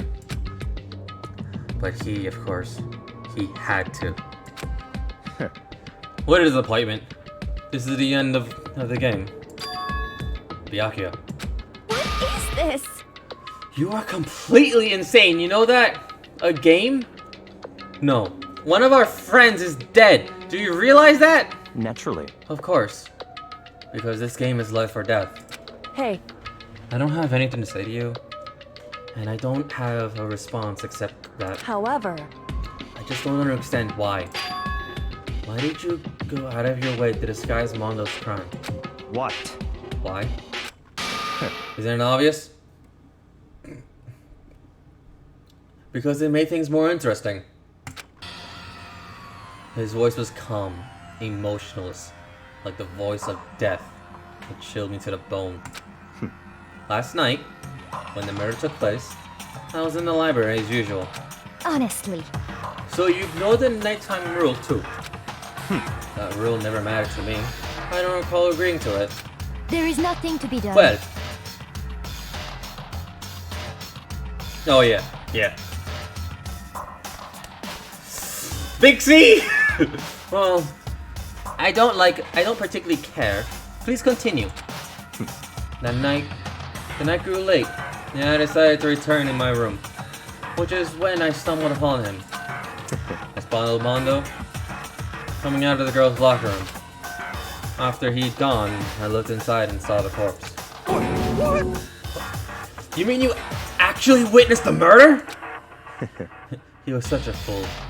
He didn't have the slightest idea that I'd seen him.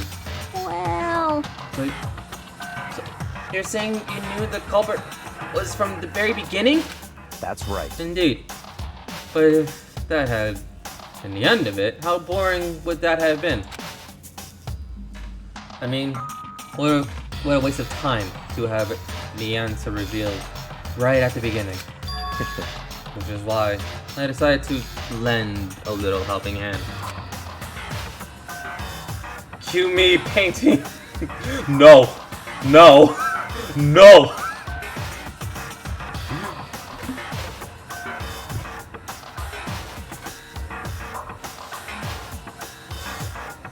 This better not have been the cursed 6 digits.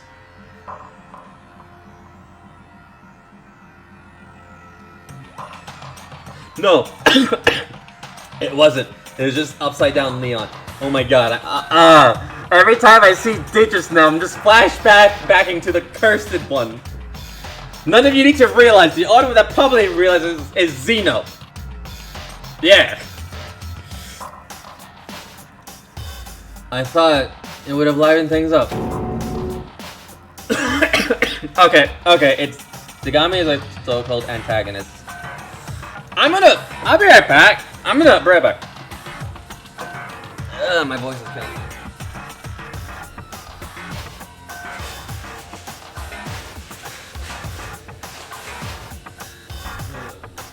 Gracie, I cannot believe you're right.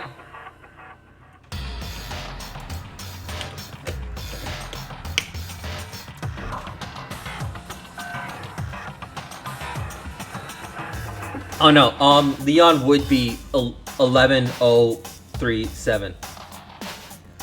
Yeah, it would definitely be that because the 7 makes the L, the 3 makes the E, the O makes the O, the 0, the O, yeah. The N, if you actually look at it very carefully, you can actually, not you, I'm talking to Xeno. You can actually make an N with it. So yeah, unless I read that wrong. Yeah, let's keep the stream going. Almost to 4 hours! Yeah. I see. I love you guys. So after hearing about Genocide Jack from Toko, you decided to use that to create the fake murder scene. But damn! Man, if we hadn't figured out who'd really done it, we would have been dead too, right? Well, obviously, I had revealed the truth before it reached that point. Of course. Byakuya turned and I looked at me in the eye. I feel his sharp eyes piercing into me. Thanks to a certain remarkable someone, it never did. And I was able to perform an interesting experiment. Interesting. Once I decided to become blackened, I now know who I'll have to watch out for.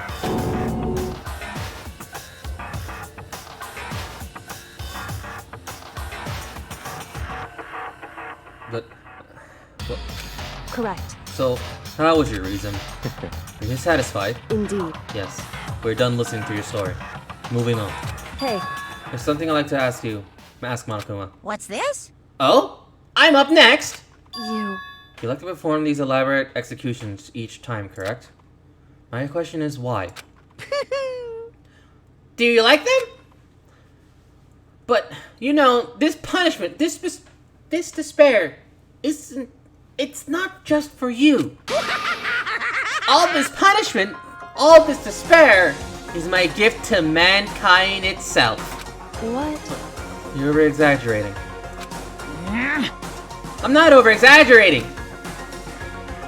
These punishments are meant to transform all hope to despair! Damn. What do you mean? Mean? Mean? Mean. What the heck? Me.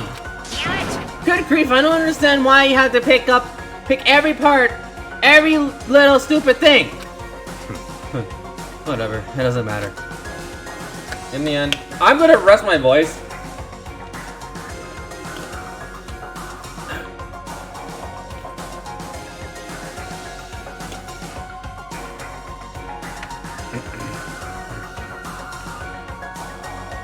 In the end, I'm going to stand alone as the victor, and then everything will be revealed to me. Ooh, how exciting! You know who I'm referring to? Kitty Giddy?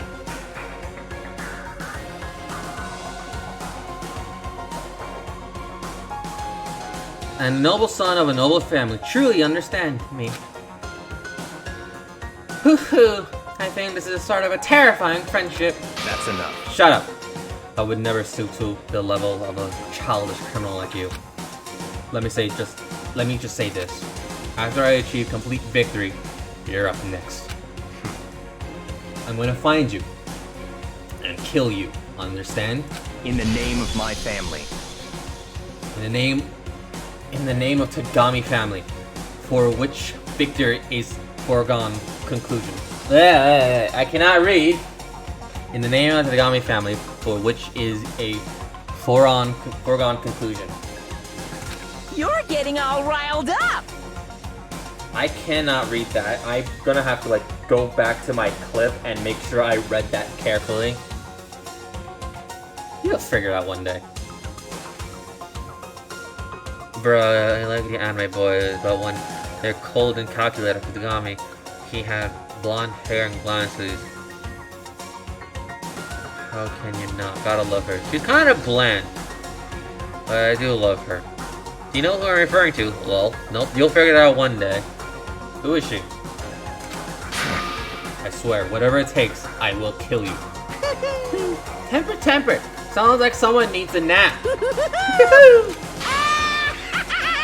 I can't do that laugh. It'll kill my voice. It will physically kill my voice. Monokuma's laughter paled across the courtroom, and the curtain closed on the case of Chihiro and Mondo. But I knew that wasn't the end. The killing game would still continue, because the mastermind wouldn't let it end. For those of us who are still alive, our worst fear and despair kept on multiplying. It was a kind of despair that felt like a blind puppy in hell had more of a future than us. All of our courage, our effort, our friendship, it felt like it amounted to nothing at all. It was the worst kind of despair.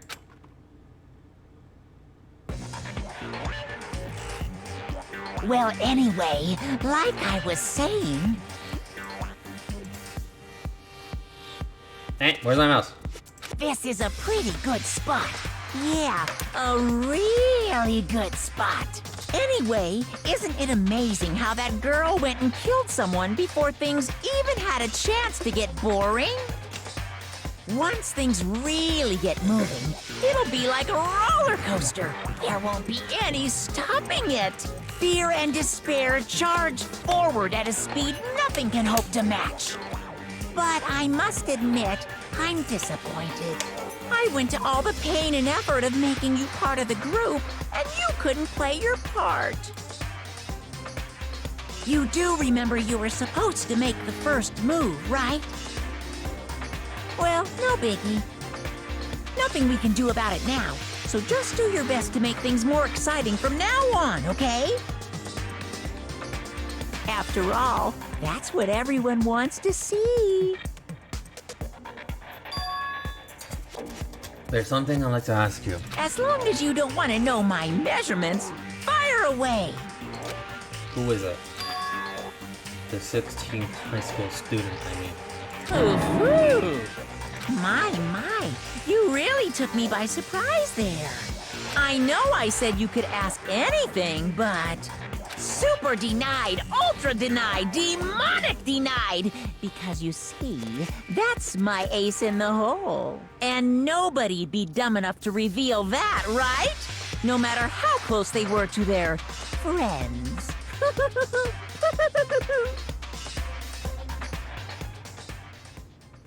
Who are you talking to? Chapter 2. Boy's Life of Despair. The end. Oh. 10 left. To be continued!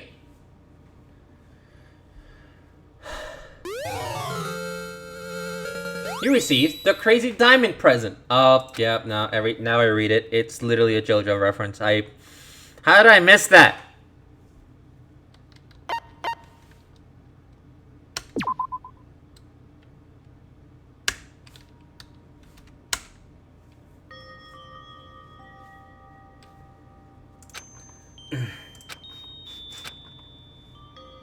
Oh.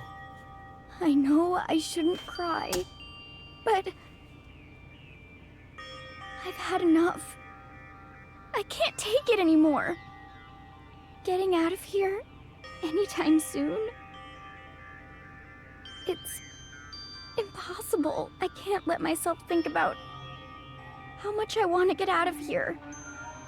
If I keep thinking like that, I might decide to.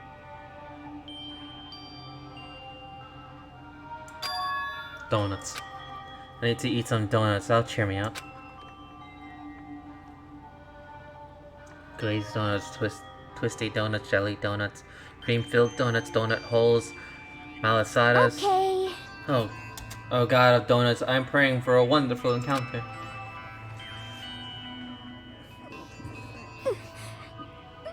I'm sorry. Please forgive me for breaking the nighttime rule. But right now, for me, donuts are absolutely necessary. Huh?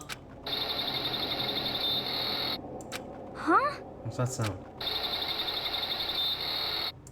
It sounds like it's coming from the bathhouse. But... I'm super scared, but... Is someone there?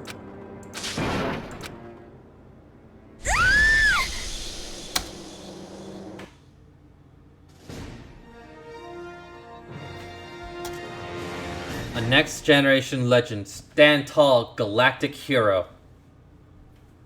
Learning after the conclusion of the second class trial. Everyone met up in the dining hall, just like always. And I expected it to start like any other day. That's what I expected, but... today kinda sucked, huh? Toko and Byakuya still refuse to show up. And I still haven't seen Miss Asahina anywhere. She said her stomach was hurting, so she's taking it easy in her room for today. Oh. This is rather unusual for her. Normally, she is so full of energy. Which is exactly what makes me worried. So then... So, it's just the 7 of us then. It looks that way. How about that? It's time like we... It's times like this where the committee chairman needs to get things going with a bang! Impossible. Or not. Baga hasn't said a word since everything that happened yesterday. One look at his face showed he hadn't slept a wink last night. Must be because of Mondo. The two of them became so close, and then he finds out Mondo killed Chihiro. And then having to watch Mondo get punished. And nothing he could do about it. Can't even imagine what it must have been for him. Well... So, I mean, what's gonna happen now? We haven't found any way out, and you have no clue if help's ever gonna come. Oh, I'm all depressed just thinking about it. We simply do have to make the best of things. Do our best to get along and live here together in peace. Forget the outside world and accept this new life. That is the only hope we have now. What? To live here forever? Well, We're here. Here we have every convenience. We have food, clothes. Our every need is seen to. Why are you dissatisfied? In fact, let me ask you this. What is it about the outside world that you long for? is that okay? Competition, discrimination, victimization, and violence? As society grows, so does it perversion. Perversion? Did I say that right? Preservation? Whatever. In which case, is our current solution not Demon Angel Pretty Pudding Princess? Huh? Here we go. Mega, the drill shop owner, the bunny-eared Amazon cat girl, doggy boy, Robo Justice, the Galactic King. I cannot believe that sentence just came out. Until I can save. That's how long it will be. And what I mean is there's no 2D. There is nothing to be done. The mastermind puts such base desire to their advantage, bending you to their will. You know? Okay, well, anyway, since Taka's like catonic, as the oldest one here, I'm officially stepping up to take the lead. So, we're all gonna work together and spend the rest of the day searching the school. Searching? I'm right. Well, I mean, since the class trial's over and all, Perhaps. there should be new places for us to investigate. Yeah, that's the ticket. Maybe we'll find some kind of clue this time. Well then. And once we're done eating, let's split up and begin looking around. Do you have any problem with that, Celeste? There maybe will be discovery waiting for us, which may further enrich our life here. No, the point is to look for clues. And just as we were starting to come together, she barged in and ruined the conversation. You called for me and so I appeared! But nobody called for you! What the? How is it Genocide Jill and not Toko? Yes!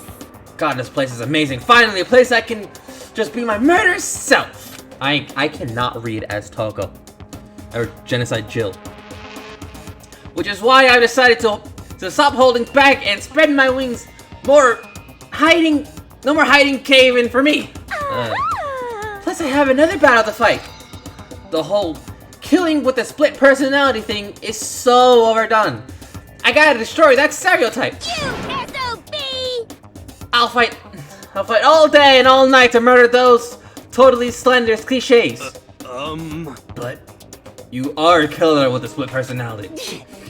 If she weren't here, my chances of survival would go up at least 10%. How do I stop? Finish the class trial? Yeah, I would have too, but I haven't even gotten the chance to stop. Well, usually I stop at the free time, but hey, since you guys want to make this 4 hours, I guess I gotta keep going. Right, Zeno? Well, whatever else we do, first we should eat. We can't do something on an empty stomach. Alright, let's hurry up. Yeah, I will. Let's hurry up and eat so we can stop. 4? I meant 5. But didn't you just save? Yeah, I did. That's fine. I'm stopping at 4. Or before it reaches 4. I'm done. I'm done. I'm done. I'm done. It's done. It's done. It's done.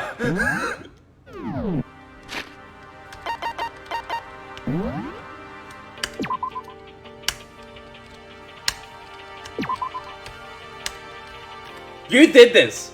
You did this. You know that, right, Zeno? Anyway.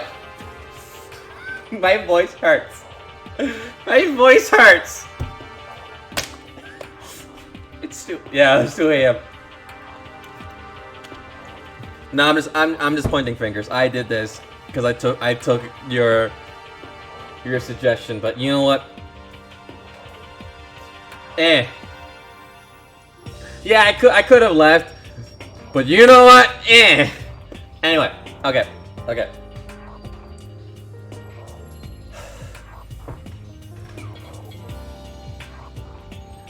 I don't know why it took so long. Anyway, with all that being said, and granted I did have some lovely people enjoying me, my friends always in the chat kind of stirring the stream along. It's always nice to have you guys up here. It's always nice to have you guys here in the streams, as well as chatting with me and all that stuff. So I'm kind of grateful that you all are here. Anyway, with all that being said, yeah, I know. I'm just being an idiot. I know he doesn't control the stream, I do. So, with all that being said, all the good things must come to an end. So, I'm Peanut Gallery.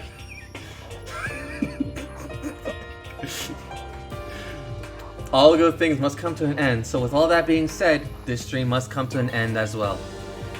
So, I hope you guys enjoyed this stream. Fuck, I can't. So, I hope you guys enjoyed this stream, and I would love to see you guys in the next. I'd love to see you guys and girls in the next stream that I do. So, with all that being said, I'll catch you all in the next one. All right. Cheers.